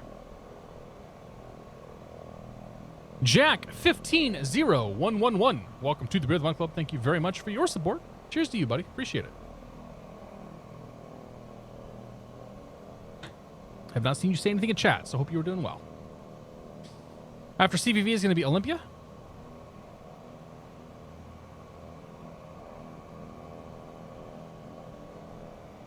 Yep, accept that. And then KOM.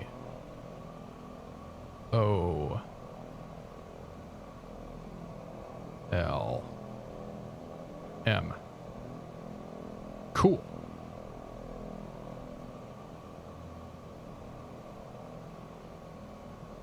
All right, park brake set. Power back there. I got that good. Okay, we're going to start with 3495. 3495, and that's Seattle Center. 495. Remember to turn the radar on.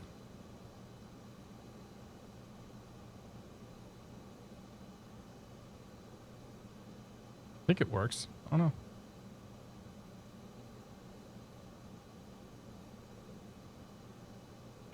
Mr. 13 Lima, if your readback is correct, you can plan to follow I-15 southbound. Plan to follow I-15 southbound. Okay, so we are Embraer 717 Tango Sierra. We're on the ground Bellingham. We went IFR to Olympia. Seattle Center, good evening. Embraer 717 Tango Sierra is on the ground Bellingham. IFR clearance Olympia. Number 713 Lima, my apologies. You can plan to follow I-15 northbound. Number 713 Lima, back is correct. And where are you parked? Mr. Lima, if you can expect runway 3. Kelvin 107, good to see you, man. For taxi. It's a long week. It's cool. We good. Sue friend, welcome aboard. Happy Friday. All right, who just... Embraer 717 Tango Sierra on the ground Bellingham, IFR Olympia. Number 717 Tango Sierra, your question number 2, semi. Oh, okay. I see. Number 701 Golf Tango, Palomar Airport, Monterey departure. Radar vector is Salinas. Surfer, that's Sierra Echo Romeo Foxtrot Romeo. I guess we're waiting. Sierra Echo I think we're going to have a slight tailwind, too. Romeo. Blocks, that's Bravo Lima Oscar X-ray X-ray. And then the Legos 2 arrive. Maintain 7,000. 23010 minute. Departure frequency 121.3. Now we wait. Squawk 214.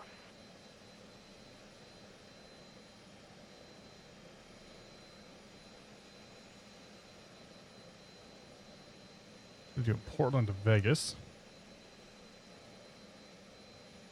A lot of guys down in SoCal. Guys in Monterey. It's a good number of people in the network tonight for being they're pretty much their slowest time of the year from what I understand. What an ugly little plane. Oh, get out of here, Dan. How you doing, Dan? Happy Friday, buddy. Number 701 Golf Tango reback is correct. I'm not sure about the livery, but I got to go find some better liveries for this thing.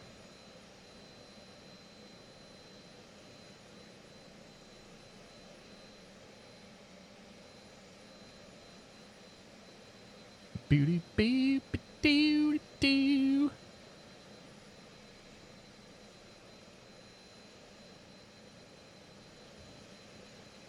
Now he's checking my flight plan.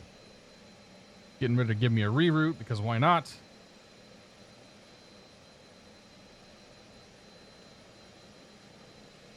So I could have just taken off. Made my way up. This is the safer move though. Kelvo 907, thank you very much for your 5 months of support. Cheers to you, buddy. I really do appreciate it.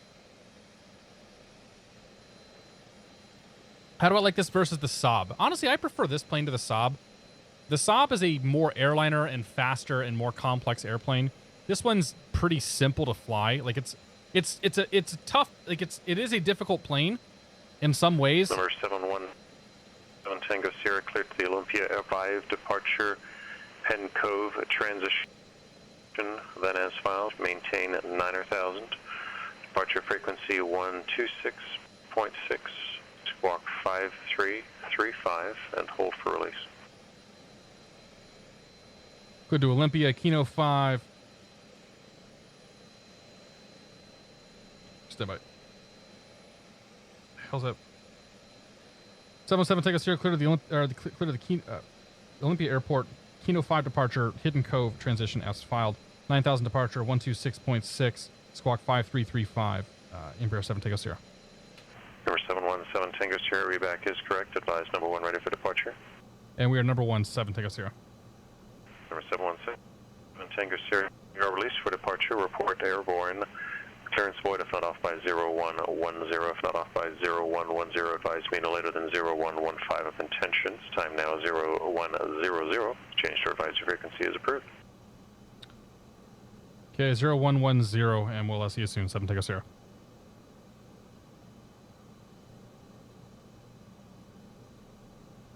Okay, props forward. 5335, that's good. This is all set. Number 2338 Victor, San Jose ground, runway 30. Okay, over to Bellingham now. And then 26.6 is our departure frequency.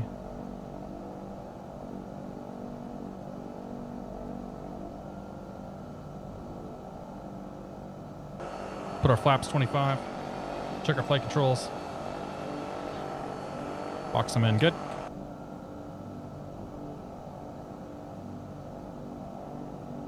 Bellingham traffic. Embraer twin turboprop is departing runway 34 left downwind departure Bellingham. Clear left. Clear to the right.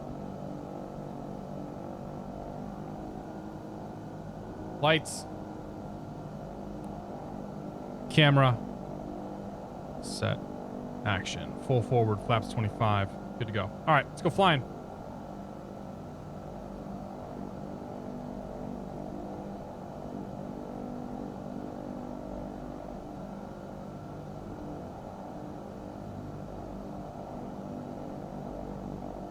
Before identified. Climb 700 feet, left turn, intercept the 160 radio off of Watcom. Basically follow GPS. Good. Here we go.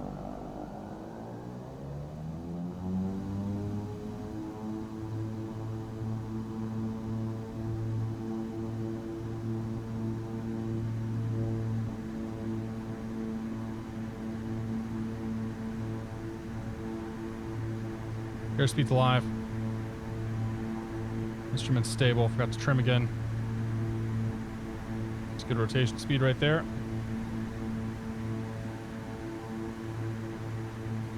Positive rate.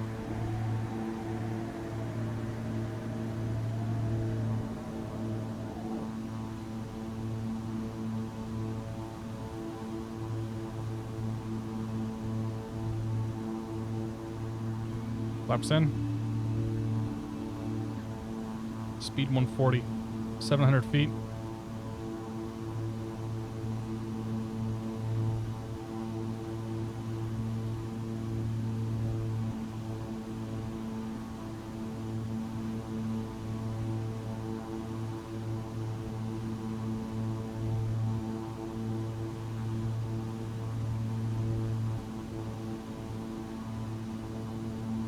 Okay, let's go ahead and go autopilot on.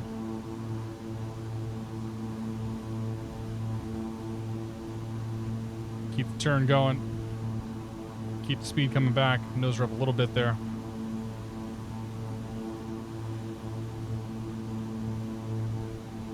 Bellingham traffic, Embraer departing left downwind, runway 34, last call, Bellingham.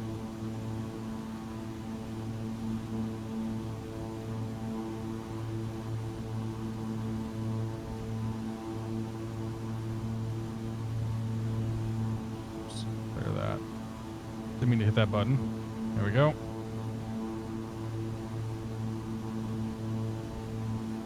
Okay, we need to be above 6. Oh no, we don't have to be above 6,000. That's for the other transition. So we're good. Okay, after takeoff, gear up, lights are out, flaps are indicated. Turn the air conditioner on. Prop sync is good, you're good. All that's good there. Overhead panel, we're going to take the taxi lights off, everything else can stay on. Actually, we'll take the inertial separators off too. November 791, it's the Monterey 4 departure. And bring the props back, 91%. And then after Karn, it's Victor 301.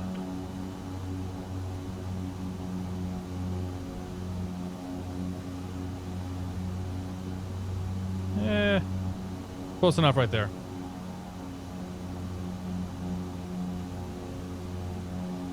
By that I mean close enough right there. There we go. Okay, happy with that. Number 791 is correct. Seattle Embraer 717 Tango Sierra 3,300 climbing 9,000. Whoops. Got about 3 aircraft to wonder, November 717 Tango Sierra, Seattle. Center radar contact, made 9,000. I maintain 9,000, 7 Tango Sierra.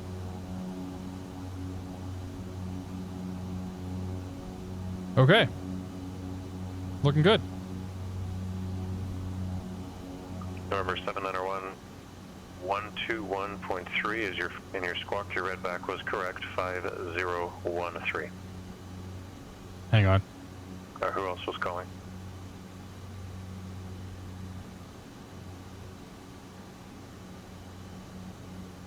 I think I broke my audio.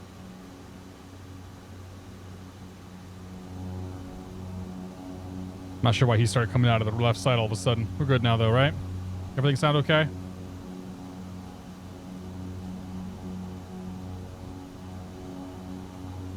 Number 01. Bill 4LE, good to see you, man. Golf Hope you're doing Tango, well. Monterey, Ashen, good to see you, man. 8 left, taxi via Alpha.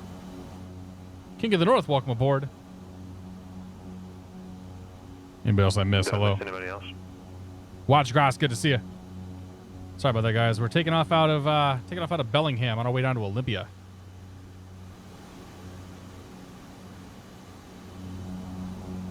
Yeah, for some reason the controller's coming out heavy on the left side. I don't know if it's him, me, or what. Okay, I gotta pay attention here because I actually have to hit the alt hold button.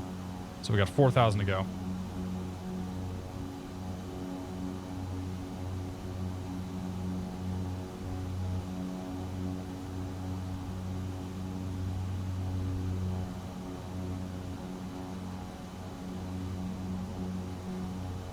Ah, I missed this airplane. Mick Lax, good to see you, man. Good plane indeed, right? Victor San Jose Tower, wind 290. Oh, Bill, that sucks, man. 30 left, cleared for Glad she's doing well. I hadn't heard about that.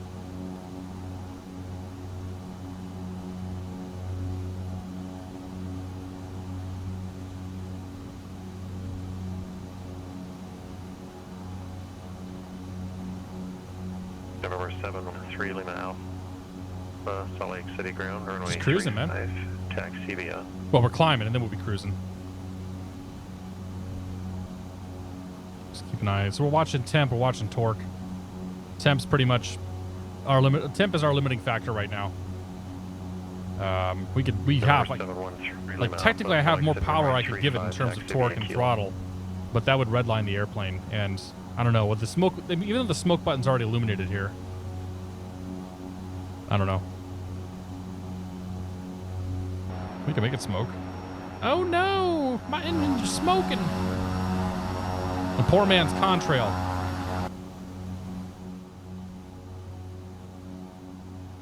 Recently added another monitor to my setup, and all the sounds are gnarly on X-Men. That sucks, dude. It might be sending your stuff out to the wrong audio output then. Yeah, the big red line. Well, the big red line is a big no-no in any plane, but especially the turboprops, because turboprops have a tendency to want to cook themselves.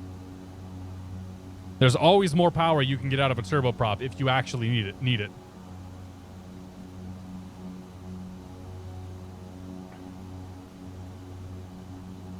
But yeah. So I want to check the weather here in a second for my flight tomorrow. I'll give us something to do here down to Olympia. Should be okay. I don't think there's anything to worry about tomorrow. It's supposed to actually be a beautiful day in New England. I've got a cookout, a birthday party slash cookout slash smoke cigars by the fire to go to tomorrow night. I'm looking forward to that. And it's supposed to be amazing weather tomorrow before it gets super hot again later this year. Antisocial Woodworker, good to see you, man. Hope you're doing well. Total Rico, welcome aboard. Not all turboprops want to cook themselves. This is true. But what I was saying, man, is like this plane, for whatever reason, the temps sit pretty high on it. Like I've noticed that a lot of turboprops tend to be limited more by temperature than by torque in X-plane.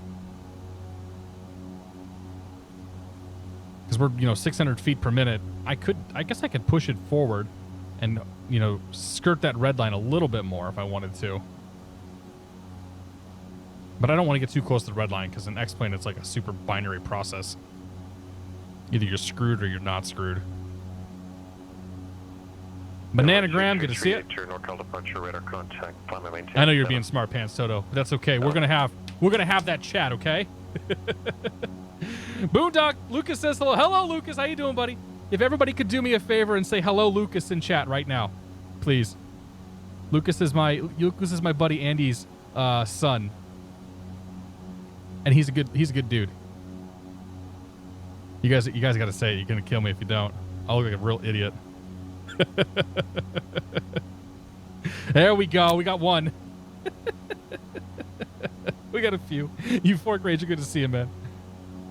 Yeah. November 3 Lima Alpha, contact departure. Can you redline these to take off and then reduce? Honestly, I'm not really sure. I'm too afraid to. I always ease the prop up or ease the power up until I get to close to the yellow or so. Yeah, I have a feeling that these engines are not simulated right. 3 Lima Alpha, Salt Lake City departure contact. Cancel altitude restriction. Maintain appropriate. But whatever. And join I-15 northbound. It's again one of those cases where it's like you use what you got. All right, let's get the nose down a touch, and alt hold. I still enjoy the hell out of this plane though. Accurate or not. Okay, we'll bring it back to 93% on the props. Right there. And our separators are off. Overhead panel's good. Over 701 Golf Tango. Forward panel's good. Wind 220 at 11. Temperature is completely hosed.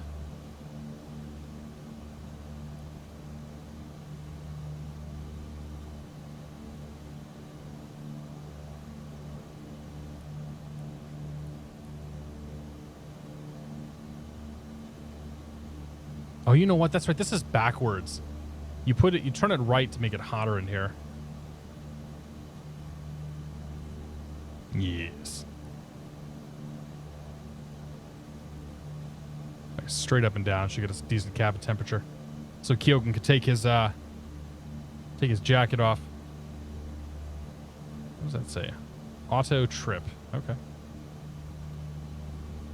There we go. Clipper 576 port clearance. 203 over the ground. That's not too bad. International Airport. We're down there in 25 minutes. Clone 1 departure. Basically, they run about 50 Celsius too hot. Got it. Maintain 6,000. Yeah, that would make sense because if I had a 50 more Celsius, I could pretty much push these things full and not have to worry about them. 1510. So, Toto, do you think maybe that's Austin's interpretation of how the PT or how the turboprops run, or is that something that Dreamfoil or whoever the developer is for this can fix?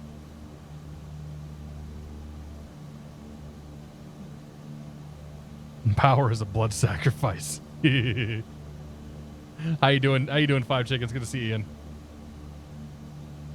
Stewardess, I'm freezing. Deal with it, buddy. What's the red light about the... It says smoke. It's been saying smoke for the duration of the... So it didn't say smoke for the first flight, but the smoke light came on as I was starting the engines the second time around. I'm not entirely sure why the smoke light is on or what the smoke light indicates, but it's on and nothing appears to be broken, so we're just continuing. We'll MEL it and have maintenance take a look at it later. There's no smoke in the cabin, though. There's no smoke off the engines. We're good. We cool. I'm not alarmed.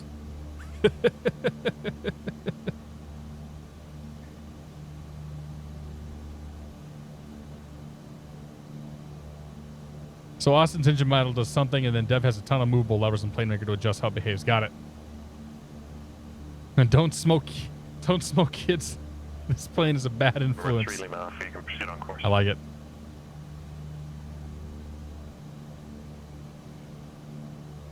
Anybody else? Canadian Kerbal, good to see you, man. Number 1 Golf Tango Connect, so a good flight.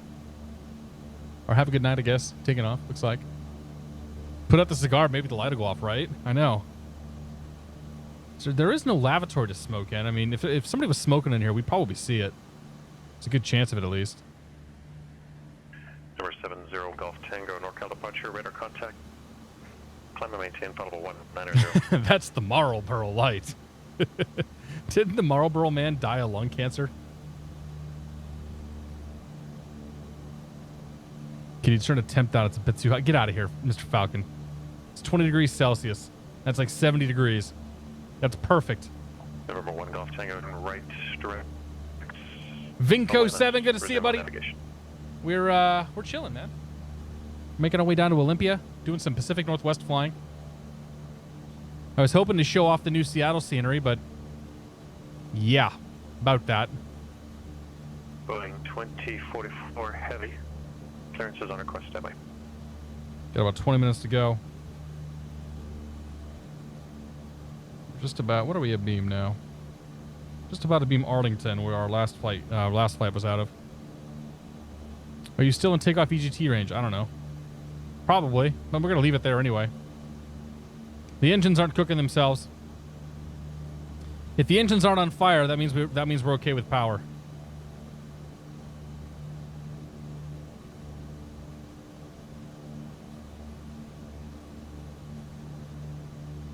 The smoke light came on while we were sitting on the on the apron, though, like before we even started moving on the second flight.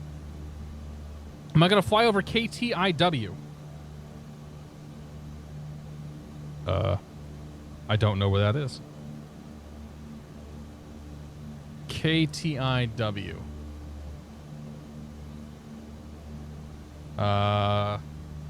Negative. We'll probably fly over KTIW on the way back to Seattle, but we're not going to fly over it on this flight. So, the flight that we're doing this round is KBLI 2044 Heavy. Kino 5 .CVV Maintain available 230. OLM Departure frequency KOLM. 133.2. So that's the flight that we're doing this time around. We just crossed this waypoint, on our way down here. We're kind of in this area right here, flying over K0S9er. Yeah. Gig Harbor. Got it. For heavy, you're back correct. And advise no. Gig Harbor all the way down to the Great Bay Area. What prompted you to leave? Work, right? Yeah, the internet at this place is bad. Bill, you gonna be streaming later? Just a quicker overhaul closer to the red line. I like that. Oh yeah, so somebody was asking me about the Saab 340 versus the Embraer. I think it was you, Steve, if you're still around. Hey, Smart's good to see you, first of all. I think they're both solid planes. I prefer the Embraer just because you can, like, I think that it's a bit more fun to fly. The Saab, I think, is a lot of work because the Saab is more like a real airliner. If you're looking for something that's a bit more closer to completion, like the Saab is probably the airplane that you want. If you want something that'll give you that airliner experience, the Saab is going to do that for you. If you want something that's going to be more of a kind of island hopper, pseudo bush type of plane, like this is the one that you're looking for. If you want to do short hops, go a little bit on the slower side, like this is a pretty solid airplane for that. I mean, I love the hell out of this plane. I just love turboprops in general. Like I can't wait to start showing off the TBM once it's closer to being done.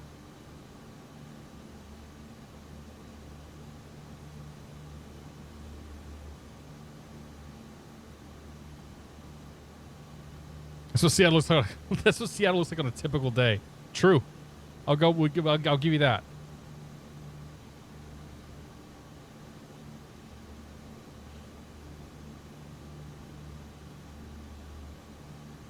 Them gauges sure looking nice.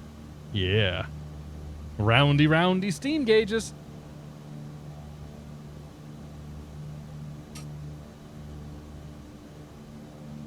Ah, that's good beer.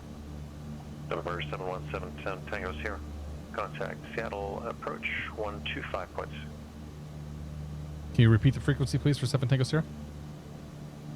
Sure, 125.6. 125.6, 7 Tango Sierra. Thank you. 25.6. Seattle approach, Embraer 717 Tango Sierra 9000. Number 717 Tango Sierra Seattle, Olympia altimeter 3008. 08. All right, let's grab the weather at Olympia.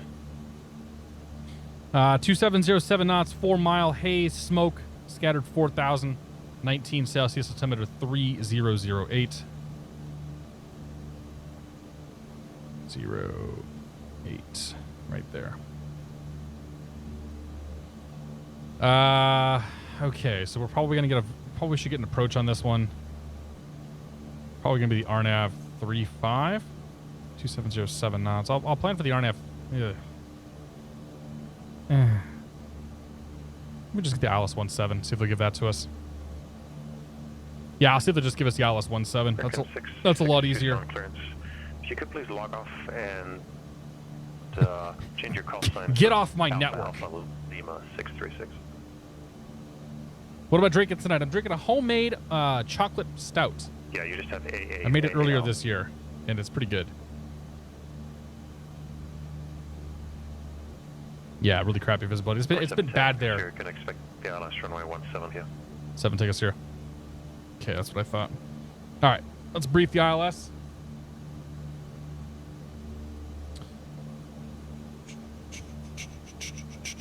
Number 713 Lima Alpha radar services terminate squawk VFR frequency change approved. Good day.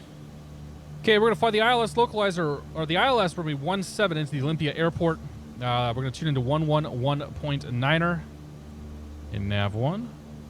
111.9er. American 636 Tucson clearance is on request. Approach course is gonna be 176. We got 5,500 feet of runway to work with. Touchdown elevation's 207 feet.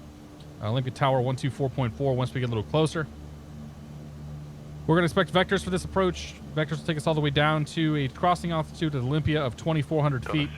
From there, we're going to take it all the way down to ILS minimums of 470 foot with a half mile visibility. We should have no issues with those requirements.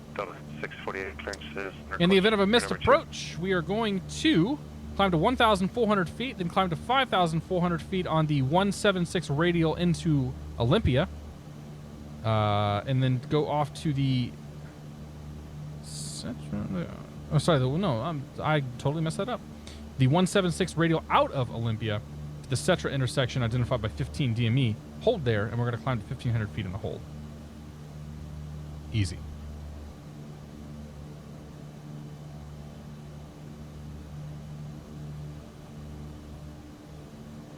We're not going to have a missed approach. It'll be okay. I do homebrew, yeah. Yeah, I've done 4 or 5 batches now. I actually have a batch in the basement that's been sitting there for a very long time. Like a really long time that needs to be taken care of. I have no idea if that one's going to be good anymore. Dude, it's always gray.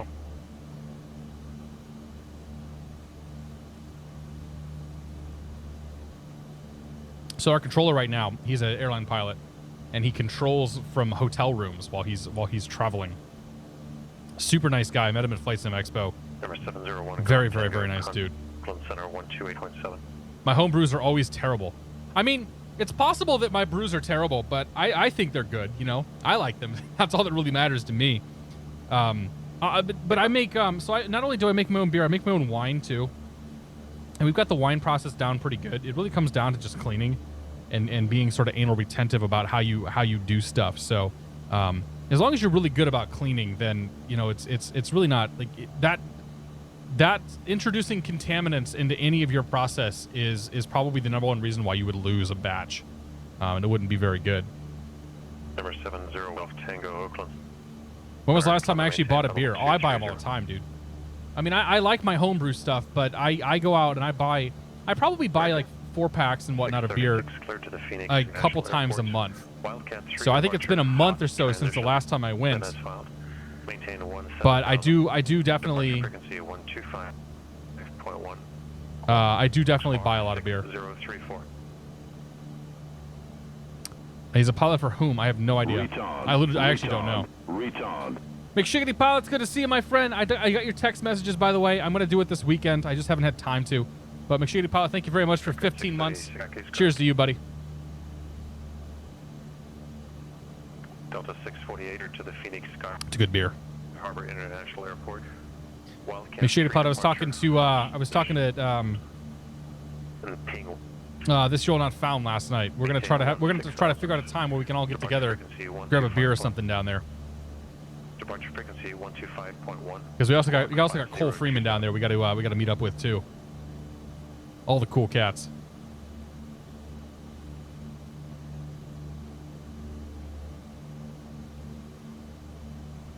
But yeah, I've been very happy with the beers that I've brewed. I did an oatmeal stout. I did a red ale. I did an amber ale, and I've done a chocolate porter.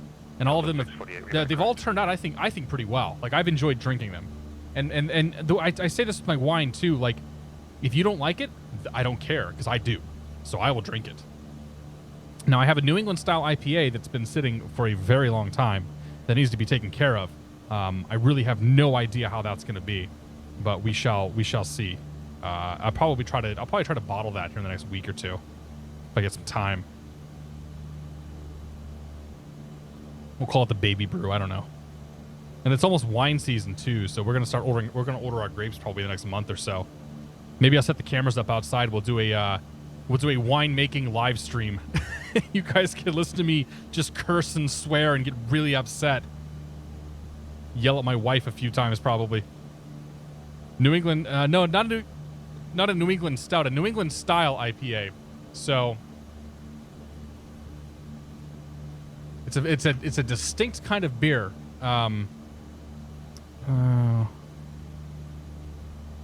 New England style IPA is the anti-IPA. So they look like this. They look like very like sort of orange juicy. They're very, very, very juicy beers. They are not your typical IPA. They're not your typical like super hoppy, super crazy bitter and whatnot IPA. They're very juicy. They're very, very, very flavorful, and they're usually a bit higher in alcohol content. So most of them you're running between like 6 and 9% on the alcohol content. But it's a fantastic beer. Unfortunately, it's being done by everybody up here, so it's one of those where like there's way too many people that are making them right now, so they're kind of all over the place. Like, it was a really good novelty for a while, and now it's like, okay, I'm ready to go back to stouts and porters, you know. But it's a really good beer. If you've never had that style of beer before, then definitely go to your local packy and try to find it if you can. I know there's a bunch of New England distributors that are distributing it. I know that over in London, actually, Durka has a New England style IPA that he's made. He brought me a few cans of it to Vegas, and man, that beer was good. Call it wild or farmhouse wine, you're good. Yeah, New England IPAs are pretty epic.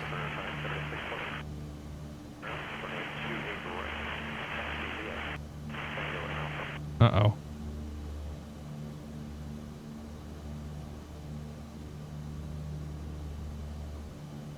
Seattle Embraer 717 Tango Sir. Do you have a new frequency for me? You're starting to break up.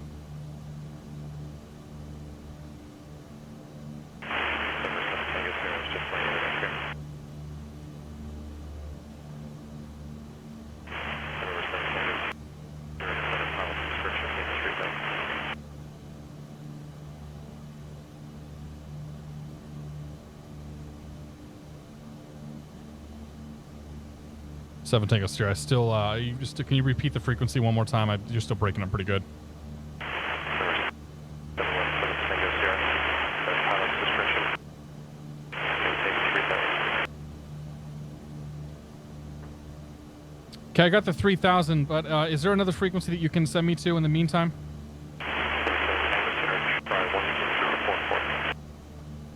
Okay, it sounds like 120.4, 7 Tango Sierra. Okay, so pilot's discretion to 3000. We'll try 20.4. Because that ain't going to get any better.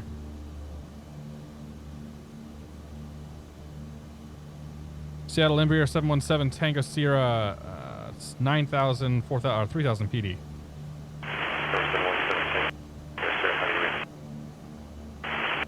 It's still pretty staticky, 7 Tango Sierra.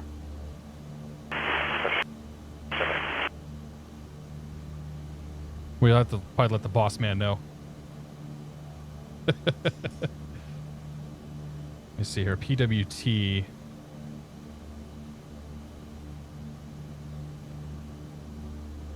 $27.1 it looks like.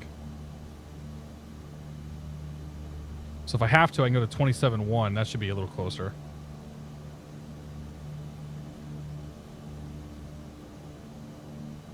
As we come into Olympia,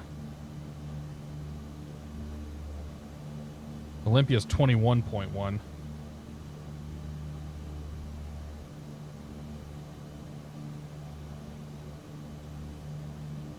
Right, Usakama, good to see you, man. How you doing, man? We're gonna play some Overwatch tonight, right, dude? Does guard work? Yeah, guard will work. Space Dandy, good to see you. And try UHF. Yeah. All right. What do we got here? 25 nautical miles. We're gonna go ahead and start down. So let's just let's go to you. Go alt hold off. Dip that nose down a touch.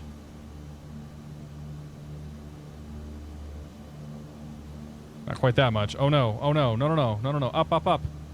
We don't need to do 2,000 feet per minute.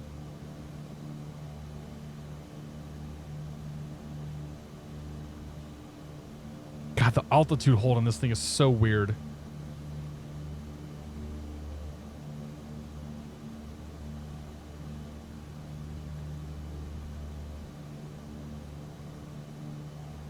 Better snag that radio, yeah. It's still pretty crackly, but I can hear you, 7 Tango Sierra. It's a problem with the VHF stuff and not your connection.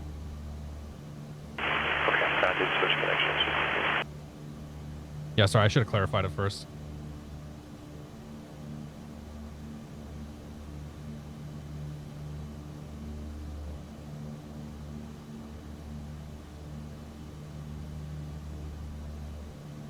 .21.1 is the frequency we're going to want here, I think, next. Dive, dive, dive. Ladies and gentlemen, down we go. True Flight's good to see you, buddy.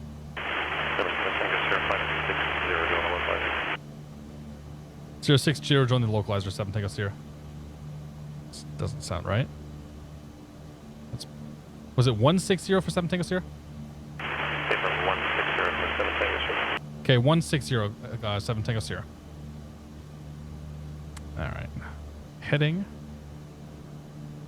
I'll let Keith know about this one, because it might be a problem with one of the transmitters. Intercept the localizer, so we're going to go to VOR loc mode. We have IOLM, that's correct. Of course, it'd be 176. 176 is right about there. Let's get that intercept coming in.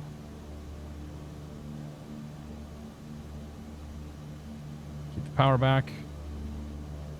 Let's go. Inertial separators on for the landing. Overhead panel looks good. Bring the taxi light on. Nothing to worry about.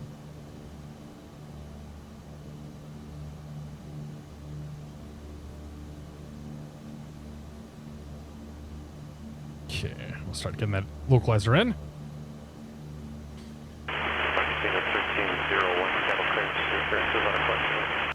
Select approach. We'll load the approach up in here, so we've got at least got a map for it. Just call it vectors. Activate. go. Got moving on that needle.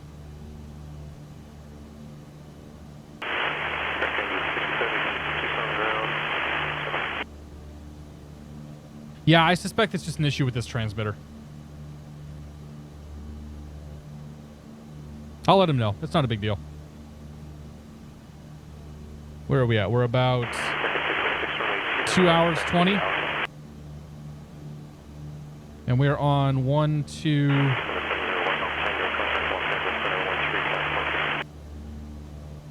near OLM.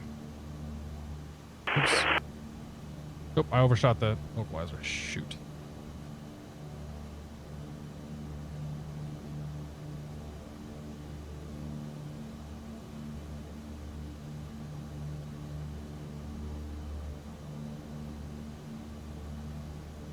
Okay, we're still down to 3,000 feet.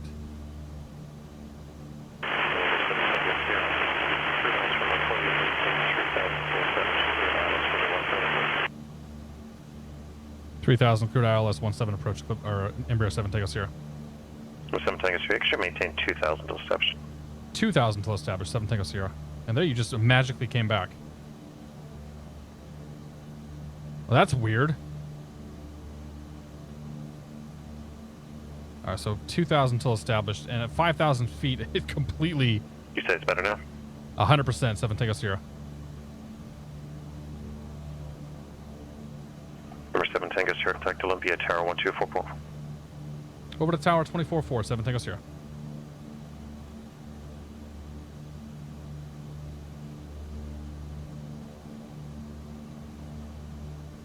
Okay, we need to get that altitude down a bit more. Let's go and get the props forward. Olympia Tower, Embraer 717, Tango Sierra, ILS 17. Number 717 Tango Sierra, Olympia Tower, runway 17, clear to land. Clear to land, runway 17, 7 Tango Sierra. Portland Tower, Clipper 57628, right, ready for departure. Clipper 576, Portland Tower. You know, it's possible. It is possible that that it was a terrain issue there. 28 right, Clipper 576. Reach on. So depending on what the reach transmitter's on, actually reach at. on. Chewy, good to see you, buddy. Happy Twitch baby. What shall we name them? I'll let you name the Twitch baby. Argentina 13. I'm already naming one this year. Portland Airport, Seattle 6 departure. Radar vectors Buzo, then as filed. Maintain 9,000. Departure frequency 120.4. Squawk 3764. Okay, I'm not confident that we're gonna make it here. I got the airport. My airport, my airplane. Let's get this thing slowed down. Get the gear down, everything else. Departure frequency 120.4, squawk 3767, Argentina 1301. Argentina 1301. Good thing we had a lot of runway to work with. Chewy, thanks very much for 9 months, though, dude. Hope you're doing well. I think I'm actually up for resub on your channel. You know what that means? Alright, we're just gonna get this thing fully configured here once we can. Okay, there's gear speed. And flaps full. Oh no. Oh no. How do you feel about Mandarin?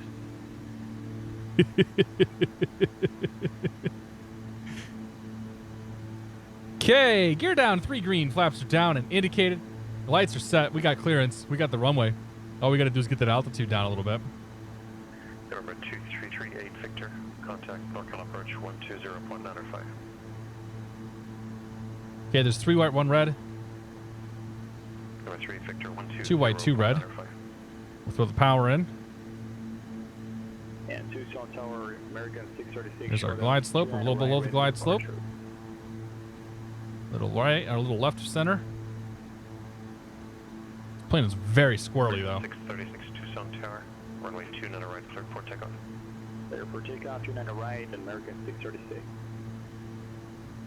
Tucson ground, Delta 648, terminal ready for taxi, information purple. Let's get my aiming point. Keep it in the windshield at this point. 648 Tucson ground, runway 29 right, taxi Alpha. 29 right, Alpha, on Delta 648. Boeing 2044 Heavy, Police for departure. Report airborne 133.2. Uh-oh. Clearance void if not up by 0150. If not up by 0150, advise me of intentions no later than 0155. Time now 0139. Yeah, I don't like the way this thing handles on final.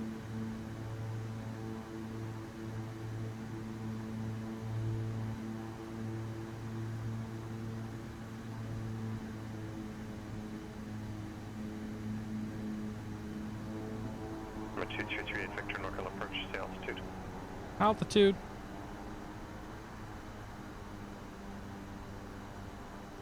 Number 2238 Victor, NorCal approach, roger. And the Fresno altimeter, 2983.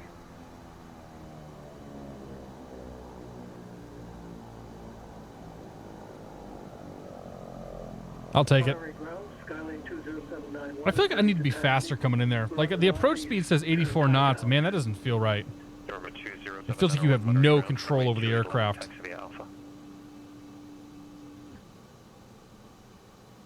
Taxi to 28 left by Alpha, 79 left. Number 576, contact departure. Departure, Clipper 576. Olympia Tower, Embraer 717, take us here. It's clear Gulf. We'd like to go to Glacier Aviation.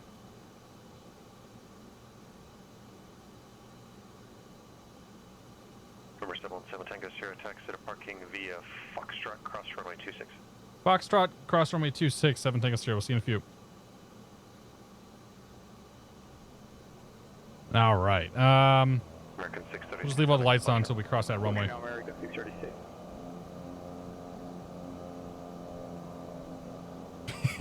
It's only one way to find out. Goddamn right. Number 576, Portland departure, radar contact. This isn't, I know. So Toto, I know what you're saying, right? But if I leave those condition levers forward, the beta on this plane doesn't behave properly. If I put it into beta mode, it just it sits like it doesn't go forward at all. And if I leave the condition levers all the way forward, like here, I'll put them all the way forward. The throttles are at idle. And the plane is just going to start speeding up uncontrollably, right? So the way that you would counteract that would be to go to beta mode, and then you'd adjust yourself in beta, but the plane won't actually roll forward in beta. It actually acts as a reverser and it stops.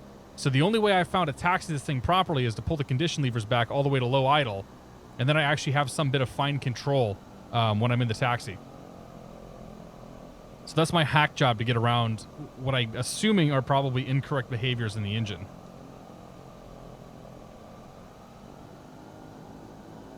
All right, clear right, clear left. Boeing 2044 Yeah, heavy. and it's always been a really like squirrely plane to taxi anyway. But yeah, the beta mode is totally like, I think that it's like they haven't even implemented beta mode at all. Properly. It's like they just go straight to reversers, and there's nothing that's not that you sort of don't have that in between mode that you're supposed to have there. So yeah, my hack is to basically bring these back to low idle, Clipper 576, contact because Center that seems to 1214. work. I still love the hell out of flying this plane. Whatever. I'm not flying for accurate representations of airplanes.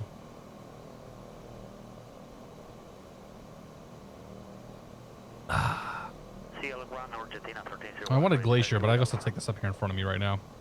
This FBO works. Argentina 1301, sail ground, runway 16 left, taxi via Bravo. Taxi to runway 16 left via Bravo, Argentina 1301. We can pull a Mike Patey here and just back into our spot. Did that in the with the Wilga on one of the Trent Palmer videos. All right, park brake. Clipper 576, Seattle Center, climb and maintain. Props to feather overhead panel. Go ahead and turn him off. Go gen off, and we'll turn off the left engine. Separators can come off. Motor can come off. While that's coming off, we'll go to external power. And we'll turn the right gen and the inverter off. Turn those off. Turn them off. Turn them off. Turn that off. And kill the right engine. Kill the vents. We made it. We made it. Yeah, dude. I'd never heard of the Wilga before until I saw those videos. And like that plane, the plane as a whole, like the stock Wilga was pretty sick. And then you threw a freaking PT6 in there that's just like, man, that's real cool. Mock Crit, good to see you, buddy. Hope you're doing well. Homie Live US, welcome aboard. Did the flight sims, the props do feather.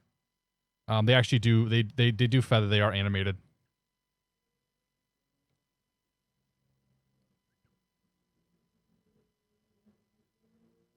Do you think there's room in the flight sim space for a completely fictional plane? I think it could be done, yeah. I think it could be done. It could be interesting. There have been people that have tried to do it before, but with varying levels of success.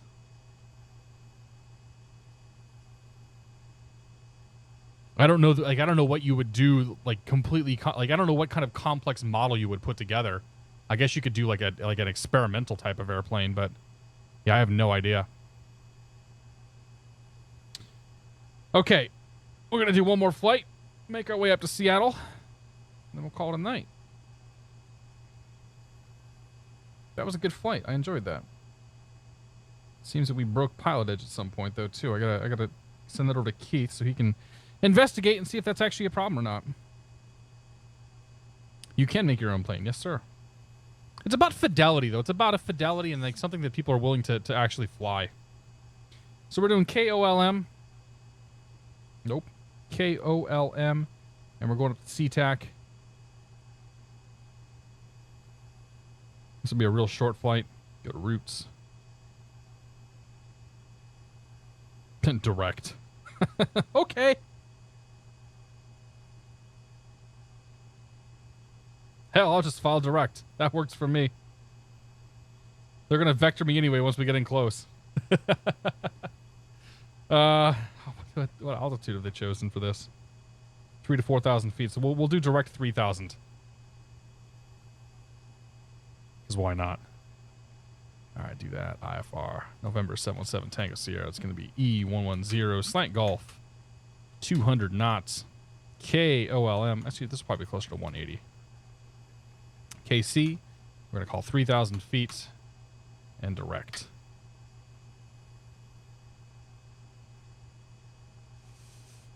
Oh, man. If you're flying a fictional plane, though, shouldn't we rename it to Flight Fiction? Oh! Honestly, for a lot of the real planes, we could probably rename it to Flight Fiction, and it'd be pretty much the same thing. We'll go to Canada one of these days, 5 chickens. All right. Sorry, let me wake up here. I'm turning into an old man. I start yawning at like 8 o'clock at night now. All right, airport diagram there. Airport diagram there. We want to ask for 3-4 center or 1-6 center if we can. That gets us to signature. All right. What is the weather at Seattle? 2507 knots, 4-mile haze, smoke, scattered 8,000. All right. The smoke is apparently back. So let's get the sucker up and running. We don't need to put any gas in here. We're good to go. So we'll just start her up and go. All right. So we are on external power. Let's go panels, nav, anti-collision beacon, yada, yada, yada. That's on, that's on, that's on. And we'll start the right engine.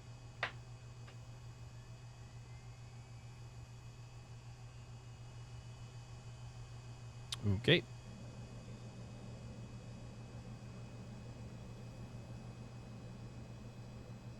3/4 miles. Yeah, but I don't have a controller coverage up there. Lost or 5 chickens. We'll get up there one of these days. All right, gens, inverter, inertial separator. And we'll start the left engine. Actually, we'll disconnect the ground power, and then we'll start the left engine.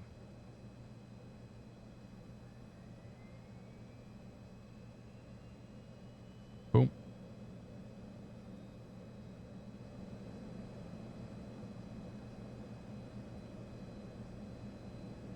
You'll find it under the Twitch category of Microsoft Flight Fictionator. That's a good one. That's a good one. I like that. Flight Fictionator.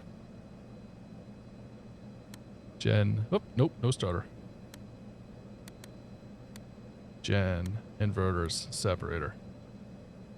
All right. Overhead panel's good. Let's go props full forward.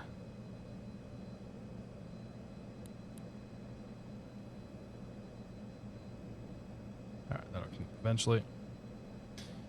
Okay. So let's call up ground here. 121.6.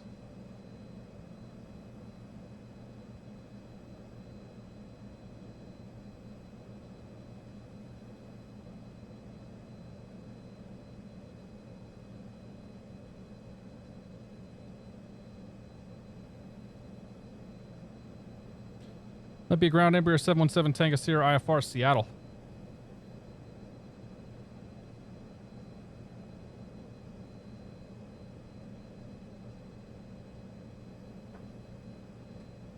Over 20791 NorCal departure, radar contact, maintain 6,000. Got to go to Lebanon. Number 717 Tango Sierra, Olympia ground, your clearance is on request, am I? I did Lebanon. I did for one of my. I did Lebanon for one of my PPL solos. Argentina 13. Local Manto, good to see you. Left, clear for takeoff. Welcome aboard. Clear for takeoff, runway 16 left, Argentina 1301.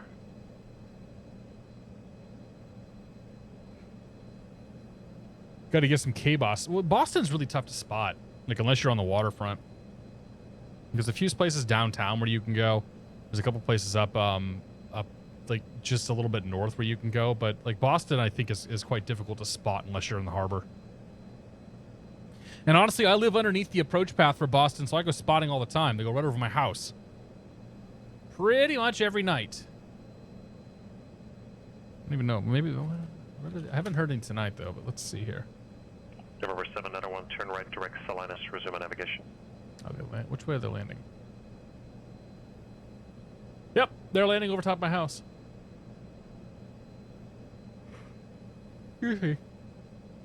Yeah. So they're getting I live in the North Shore area, so they're getting vectored right over top of me. So yeah, I can go watch them all the time. It's a little different when they're 2,500 feet above you.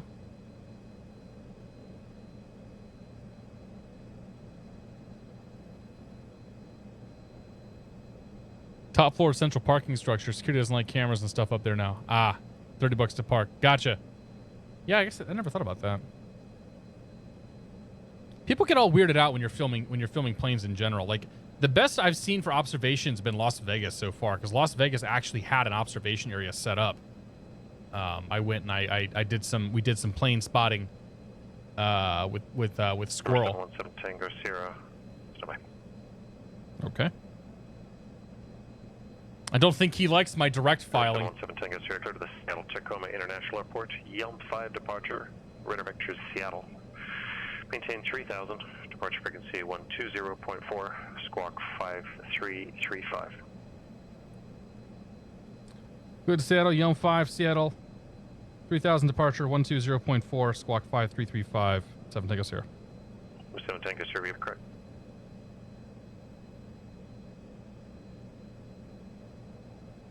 Interesting. What the hell's this? What is this departure? Come on, drag and reorder. 1301, connect departure.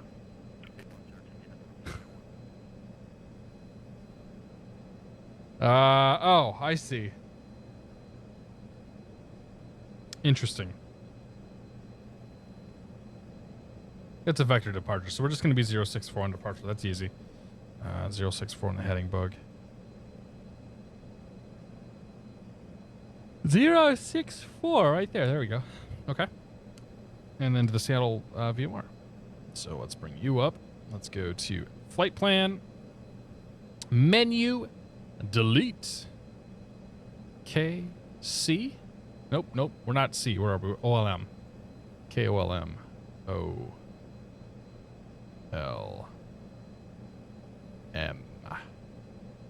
And then Seattle VOR.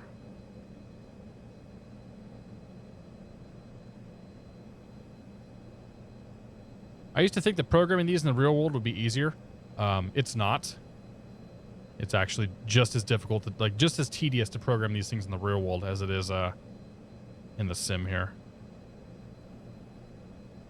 At least that's been my experience. KC. There we go. CL Tacoma. Okay, so that's set. We'll bring you up. We'll go menu. Flight plan, and then menu. And then crossfill. 5335. Nothing's changed here. All right. So we're going to 3,000 feet. Good to know. Flaps 25. Mess with our stick there. Let's go flying. Fresno approach 119.6.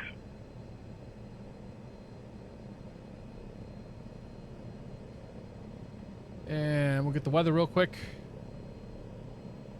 2704 knots, 4 miles, haze, smoke. Scatter 4,000, 3008. Nothing's changed. Argentina 1301, contact Seattle Center 126 points. A second. Flying gas mask, good to see it. That's why I use the GTN 750. Well, we don't have one of those. I mean, the knobs are easier to use, but I find the whole thing to be just as tedious to get around. Yes, it is easier to program IRL, but you still got to go twist, twist, twist, twist, twist, twist, twist. Like, it's not, I don't know. I still get annoyed by it. Argentina 1301, Seattle Story Center, of my life, though. 17,000. Talking gerbil, good to see you.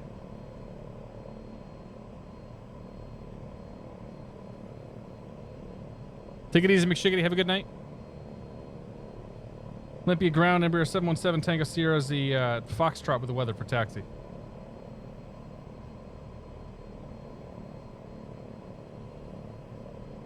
It is a very clunky interface. Number 717 Tango Sierra, Olympia ground, runway 17 taxi via Echo and Bravo. 17 Echo Bravo, 7 Tango Sierra. Number 2238 Victor, Fresno Okay, right on approach. Echo, You can left is clear. Visual Right's approach, clear. runway 29er left. The Fresno altimeter 2983.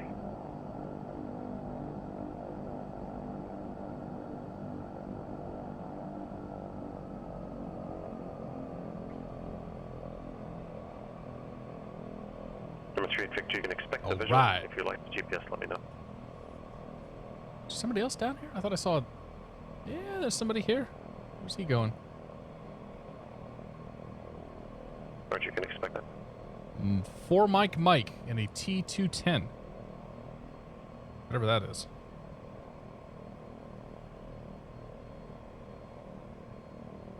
Yeah, the 435 throws are super clunky. Like the 750s are definitely a lot better, or at least they seem a lot better from what I've seen in the sim. But like, just I don't know, the twist to tune in the to tune in all the dials and whatnot. They're still kind of a pain. I thought it would be like super easier, and that's not been my experience.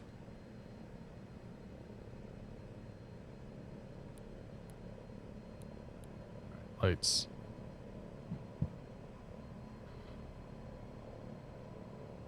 This is 17 Bravo.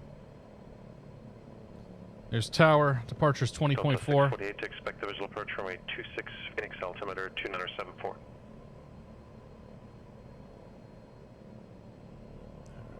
Go. Okay, lights. Good. Camera. Good. Action. Full forward. Oh, let's set the trim this time. Yeah.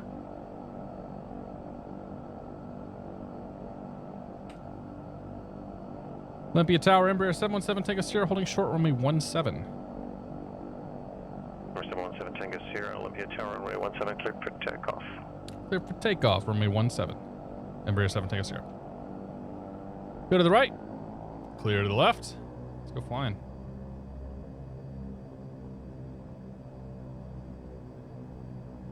Okay, on departure, we're going to turn left heading 064.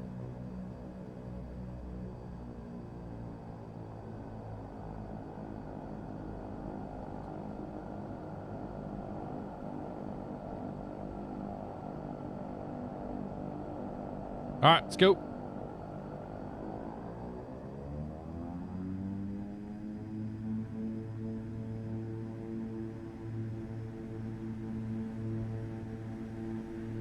November 38 Victor, proceed direct I-Puigi, intersection, the initial approach fix, vector for approach. She's real squirrely. November 38 Victor, affirmative. Positive rates. Gear.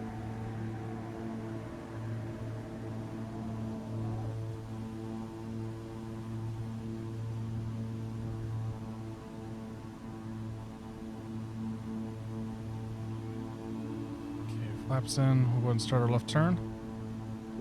American 636, contact tower 118.7. What? What's beeping at me? I know the landing gear. Yes. What's wrong with the landing gear? It's fine. November 717 Tango Sierra, contact Seattle departure. Seattle departure, 7 Tango Sierra. We'll see it. Well, Phoenix Tower, American 636, visual 26 approach. American 636, Phoenix Tower, good evening, runway 26, clear to land. Wind variable at So, 3. that was a condition where if the flaps are down and you're low, it's going to beep at you about the gear. Probably because I was trying to turn there. I don't know. It's weird. Pilot error is probably it. Workload adjustment.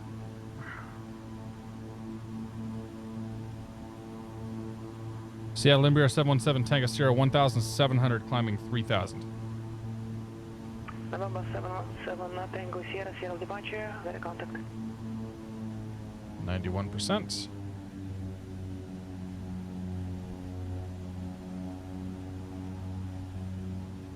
There we go. Up we go. November 7 Tango Sierra, turn left heading 020. 030 7 Tango Sierra.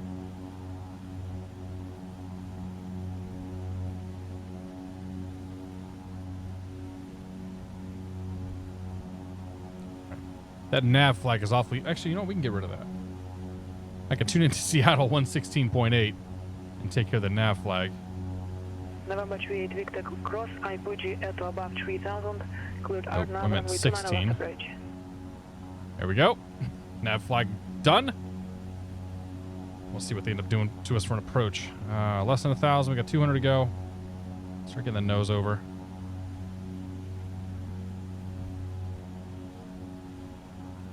We'll get ready to hold that sucker.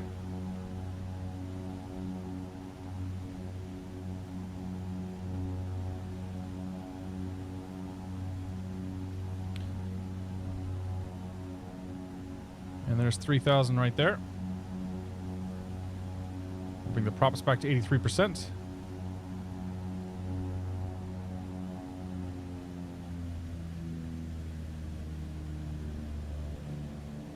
There we go.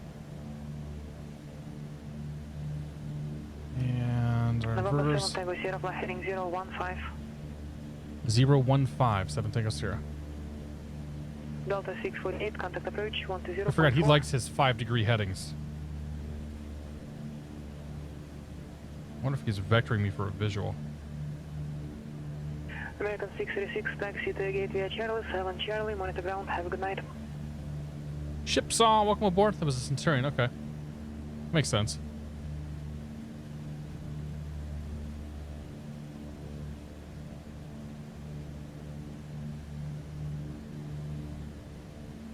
Cheers, Max. Good to see you, man. How you doing? Is concert over already? You back home? 648, Phoenix approach, Roger, airport is at 10 o'clock at 20 miles. So that was Advise quick. when you have it inside. Two-step. Good to see you.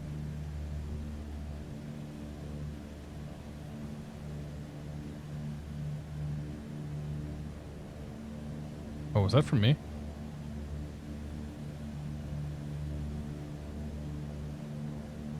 There's no way he told me to call the airport 25 miles out, especially when the airport is reporting like 4-mile visibility. November 7 Tango Sierra, contact aerial approach 125.6. 125.6, 7 Tango Sierra. All right, 25.6. Boom. Grab the weather. Seattle weather, 2507 knots, 3 miles, haze, smoke, broken 8,000. Altimeter 3008. Seattle approach, Embraer 717 Tango Sierra 3000 with the Seattle weather. Embraer 717 Tango Sierra, Seattle approach, expect ILS runway 16 right approach. If you spot the airplane downwind and would like to change to the visual, let me know and we can do that as well. Okay, we'll expect that 7 Tango Sierra, and we'll keep an eye for the airport. All right, so that was the ILS 16 right. That's good for us. Close, add, Seattle, instrument approach 16 right.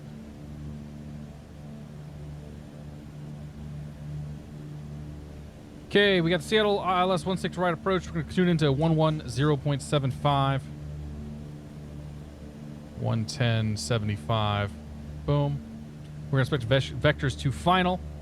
Vectors will bring us down to 1,900 feet for the intercepted Finca, and then down to minimums of 615 feet MSL or 200 AGL.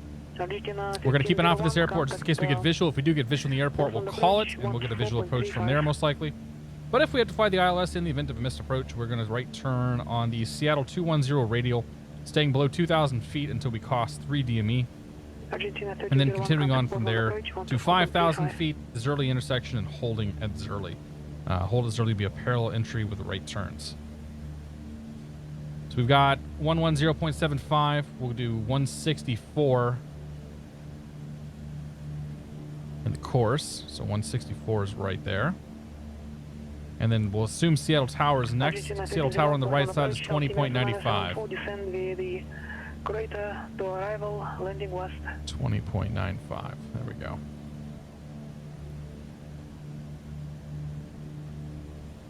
Delta 648, Phoenix Why are we Airport going is now so just down? Oh, we got 3 miles. flaps are still up or down.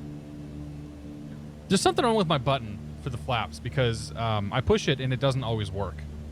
Delta And I 648, think my visual I think it's actually a problem with my joystick.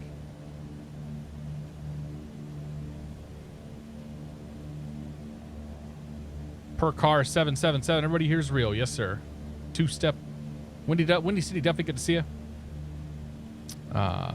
You guys got the PilotEdge question. We are on X-Plane 11, yes. Flying in some very smoky conditions here through Seattle.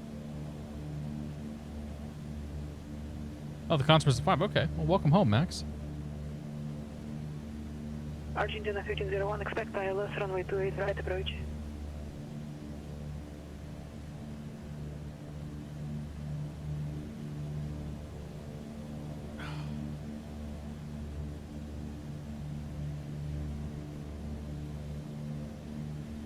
We are going to need to keep it under 200 knots. At least for a little longer. Heading 010, vector to final approach course. 010, vectors final, Embraer 7 Tango Sierra.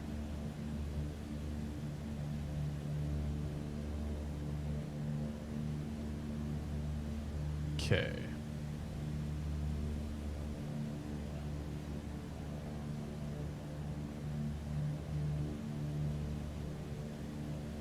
Yeah, so we'll keep it under 200 knots for the flight, because we're going to be skirting the bottom of the Bravo here. Not that we're going to go much faster than 200 knots in this plane anyway. Although we will go we will go faster now that I've actually put my flaps up. Yep. That's a thing. Delta 648, contact tower 118.7. Blame the buttons.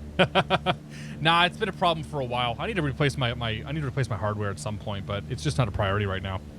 But yeah, that flap up button over there definitely has issues. I should map it to a different button. That would be the smart thing to do. But I'm not really a smart person like that, so it's fine.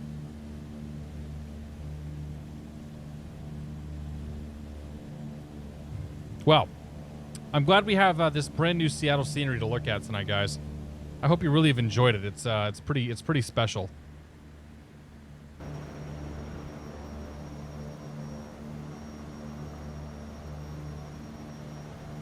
Huh.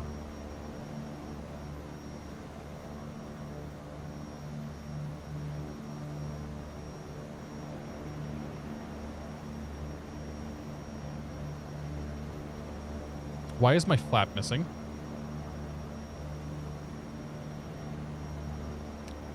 I have all the things off that should keep the thing from breaking when I do stupid stuff, because X-Plane has no allowance for you doing stupid stuff. Your flap is not going to rip off the airplane if you go 5 knots over the damn limit. But ours seems to have ripped off the damn airplane, even though I have the option off to remove things on overstress.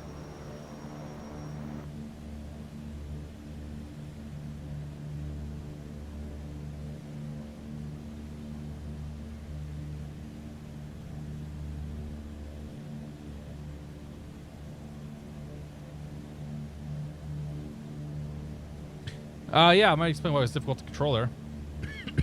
Depends when it broke. It could have shattered itself coming out of here because I forgot to put them up. Just turn off the option. Why did? No, am I supposed to?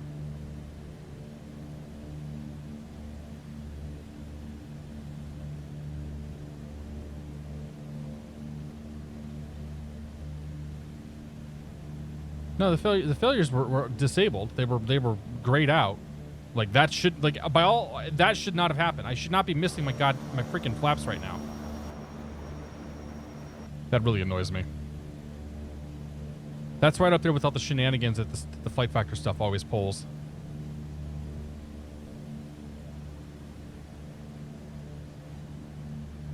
Embraer 7 Tango Sierra, fly heading 350. 350, Embraer 7 Tango Sierra.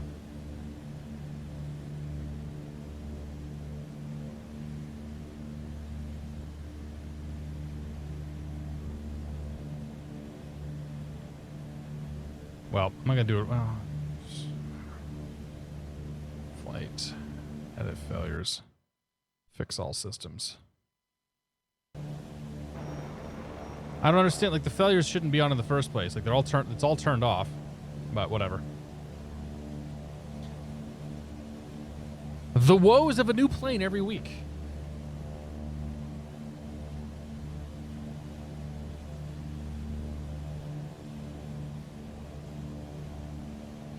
Embraer 7 Tango Sierra, turn 5 degrees left, contact approach 133.65.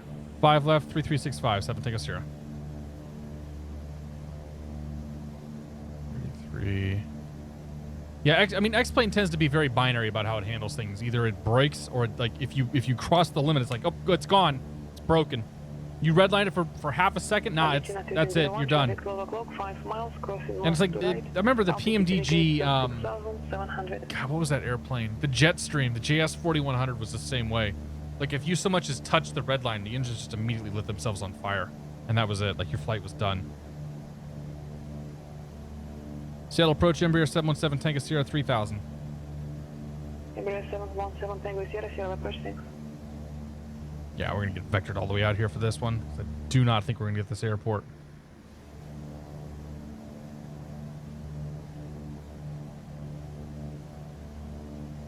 We got the flaps back. Exactly. Welcome aboard.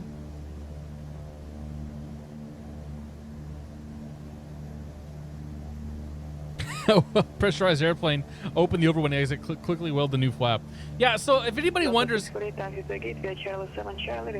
reason why I turn failures off and I don't deal with failures is because I don't find them to be particularly interesting in the sim. None of us, like, I don't really know any of these planes well enough to be able to confidently troubleshoot a failure. And it's just going to be me bumbling around like an idiot through the cockpit saying, well, I think I could try to do this thing over here. When in reality, like what you would do is you'd be highly trained on the failures. You'd have a copy of the manual in front of you that you can pull up and look at and go through. A checklist that you can do according to all that stuff. And it just doesn't like, I just don't like doing that in a sim. Like that's not why I sim. So that's why I tend to turn off all the failures and all that kind of stuff. And I really I get really annoyed when add-ons take it upon themselves to turn it back on for me and to put failures into the add-on that I don't like, that really don't like, I just don't want them there.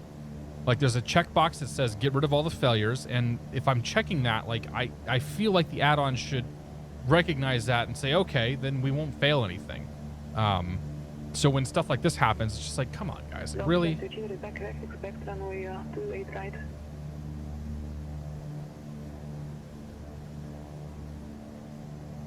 Country Aviator, welcome aboard. Problem with the failures, you don't know if it's a failure or a bug, so it's hard to realistically diagnose. That's a very good point too. If it's a plane that you're flying a lot of, you generally get a good idea. But yeah, I mean, you're right. And there's been cases where like Keith has failed stuff on my plane, and that's a different story. But you kind of look at it and you're like, well, is this behavior supposed to happen or not? And so yeah, it's just, and I just think that like for the kind of stream that we're doing and the kind of stuff that we're putting together here, I just don't think it's that interesting. Like if you go to Fly Produce stream and you watch him do his Wheel of Misfortune, like that's a very, very, very different scenario because he actually knows what the hell he's doing, and he knows how to, like, he knows the flows and all the stuff he has to do to go through and fix whatever's being broken. But nobody wants to watch me hop into a Skyhawk and say, well, the engine's on fire, so we're gonna go land in that field. Like that would get pretty old after the first time it happens. 070 2100 Embraer 7 Tango Sierra. All right, let's give you autopilot off. Bad Triplets, good to see you, man. You've caught me on one of my rush rants.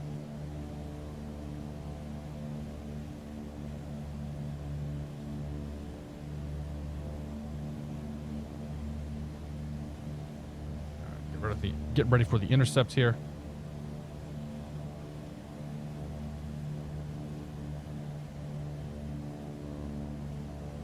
Hold up. Hey, look. Traffic 12 o'clock, 2 miles, opposite direction. Altitude indicates 1,300. It's pretty hazy out here. No chance we're going to see him. 7 Tango Sierra. Roger.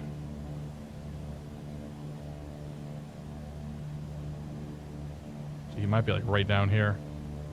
There's Seattle. There's a Space Needle. We can actually see the scenery now. 2,100. Embraer 7 Tango Sierra, 6 miles from Finca. Turn right heading 135. Maintain 2,100 until established on the localizer. Clear ILS, runway 16 right approach. 2,100, heading 135, cleared ILS 16 right approach, 7 Tango Sierra. November 20791, local approach. Okay, wait for that sucker to come in. We'll go with nav. November 791, Modesto altimeter 2984. November 791, Modesto altimeter 2984. Okay, nav is armed. Here it comes. Arlington 1301, turn right heading 210, back to the final approach course. Okay, there's the top of our white arc.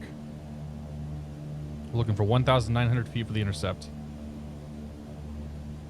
Let's go glide slope, approach mode. Embraer 7 Tango Sierra, contact Sierra Tower 120.95. 20.95, 7 Tango Sierra.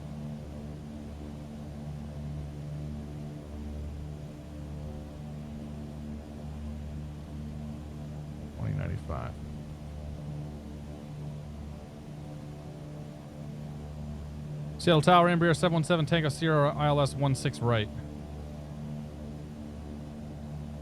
Embraer 717 Tango Sierra, Seattle Tower, runway 16 right, clear to land, winds 240 at 7. Clear to land 16 right, Embraer 7 Tango Sierra. DJ Sean, good to see it. Yeah, there's no way we're going to find traffic.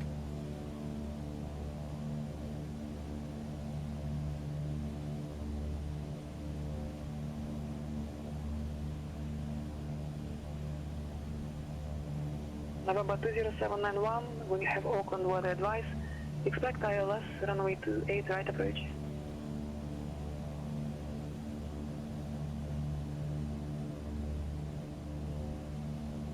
All right, let's go flaps 1.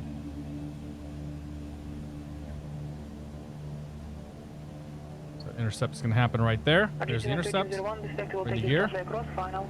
You're 3 miles from OMZ. Turn right heading 310. Maintain 3,000 flaps until 2. established on the localizer. Clear ILS, runway 28 right approach. I'm going to try landing a little faster this time. We're going to do closer to 100 knots. Reach See if it's a bit less squirrely. Reach on. Angry Pilot, thank you very much for 10 months, man. Cheers to you, buddy. Appreciate it.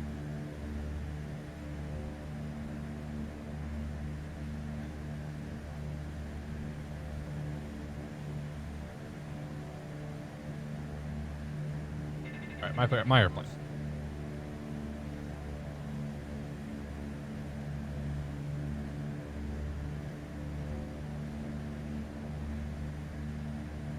I'm gonna leave flaps at 50 for this. So we got a nice long runway to work with. Like, there's no reason for us to worry about getting down.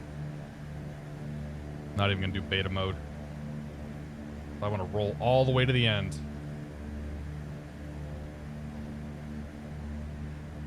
A little low.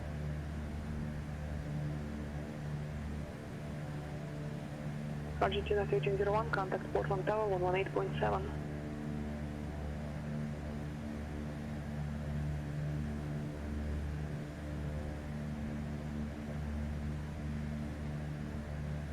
Portland Tower, Argentina 1301, final runway 28 right. He made it down to Portland in the time that it took us to get up from Olympia. Because he took off right as I was. He took off out of Seattle right as I was taking off out of Olympia. That's cool. Okay, gear down 3 green, flaps down 50% indicated. That's what we're looking for. Let's go for props full. Lights set. Everything else is good. All right, let's go land.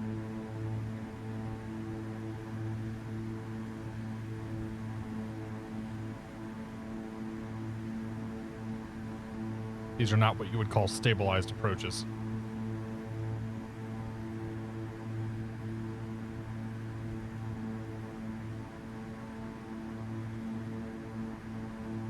Stable enough.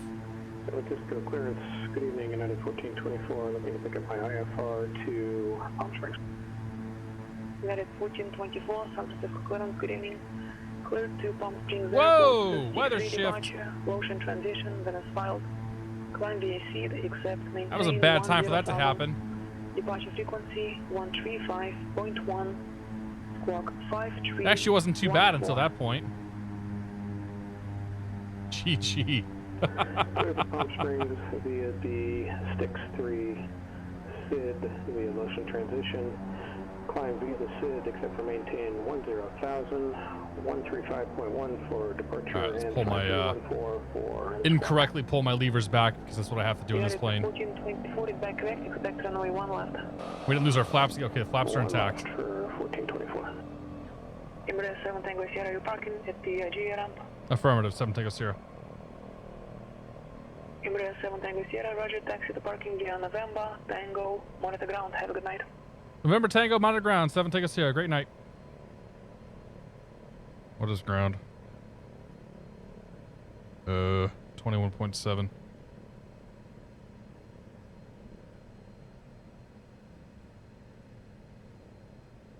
Okay. Wind shear, yeah.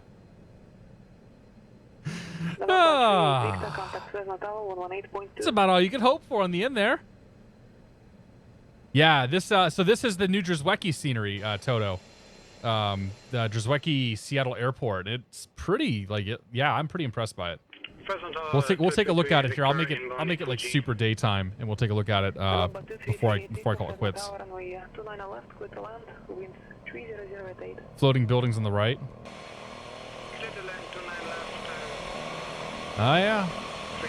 Because I don't have Romy contours on, probably. Good call. Scenery not compatible with Ortho 4XP. Bummer. And Phoenix clearance, American 636 clearance to Tucson.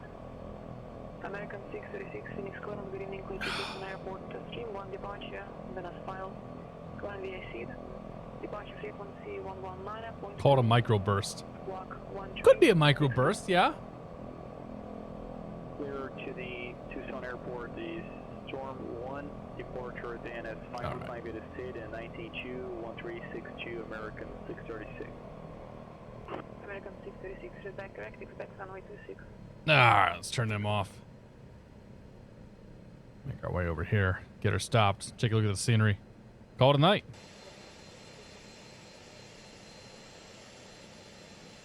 This is interesting.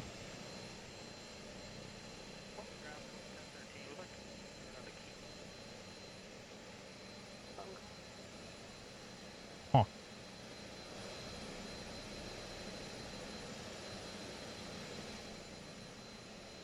Whatever, we're going to park right here.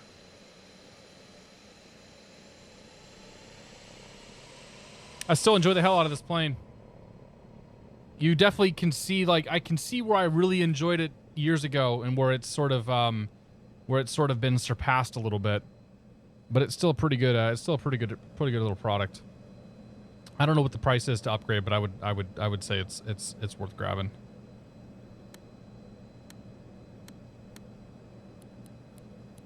That's my professional opinion.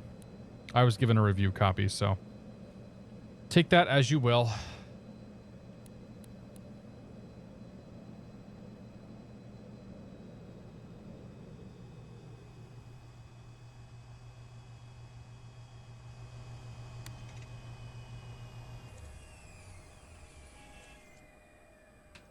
We made it.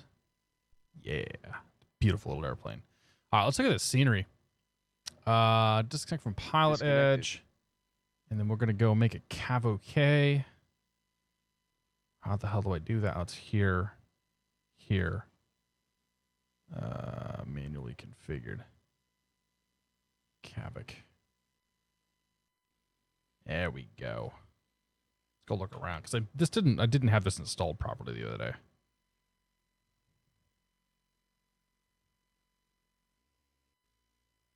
Toto said the lighting looked like it was custom. I think you're right. Because I don't think there's many. Yeah, I don't know. I don't know what I'm talking about. We'll just take a peek at it though. Terminal looks good. Terminal looks really damn good. And there's an option to shut off to turn off static aircraft altogether. Apparently, I forgot to do that one.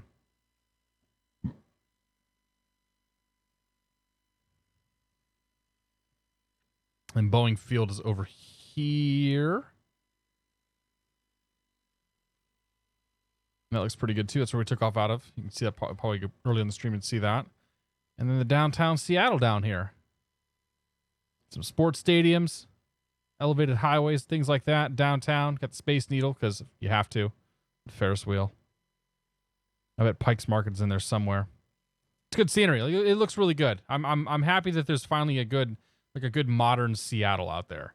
Because I feel like that was kind of lacking. So, is this payware scenery? Yeah.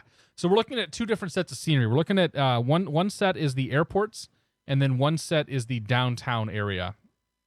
The Jezwecki sceneries. I'm not sure which. I don't know what all airports are covered. I think there's 4 airports in total that are covered by the Jezwecki scenery, and then the downtown covers has the downtown area modeled and ortho, and I don't even know what else. You can check them out on the org. But yeah, we're looking at payware scenery. And we're gonna look at the replay too, even though it's gonna be completely hosed because of that weather reload. All right, we are off PilotEdge. Yep. Retard. Sam Swad, thanks for 19 months, my friend. Appreciate it, buddy. Late to the show tonight. You are late to the show. Cheers, man. I do appreciate it though. Hope you are doing well. Oh yeah. Whoa. Floating buildings. It's pretty smooth and stable coming in there though. Oh. Well. Tower view don't work so well. Let's find some grass. Here we go.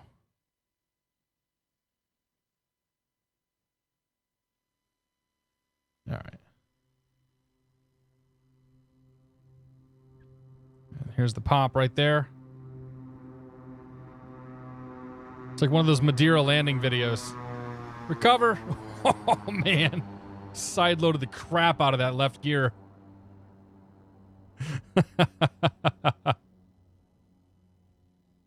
Oh, dude. Let's come over here on this side. Pretty good little crab coming in there, though. More than I was expecting. I guess it was almost a direct crosswind, so it makes sense. Ooh, here we go. The bounce might have saved the wheel.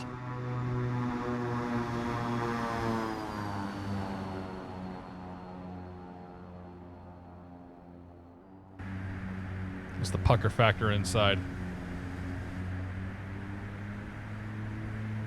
I need a background explosion, yeah. It'll be fine, the 110s are tanks. I'll take your word for it. It was a wheelie landing. Glide path, good to see you.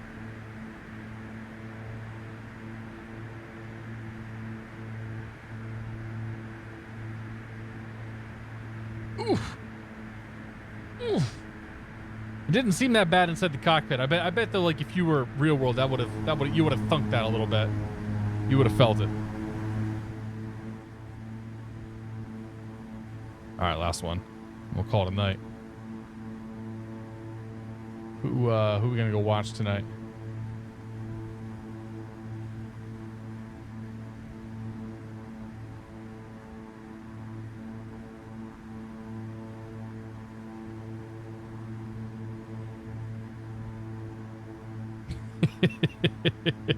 Good enough. We saved it. All right, ladies and gentlemen. That was a good time. I apologize for the shorter stream tonight. I can't do another one. That was 4 flights, man. That's more than I do most nights. And I got to get up and go flying tomorrow morning. So I want to thank you all so much for coming out here tonight. It's been a blast. Who can we go watch?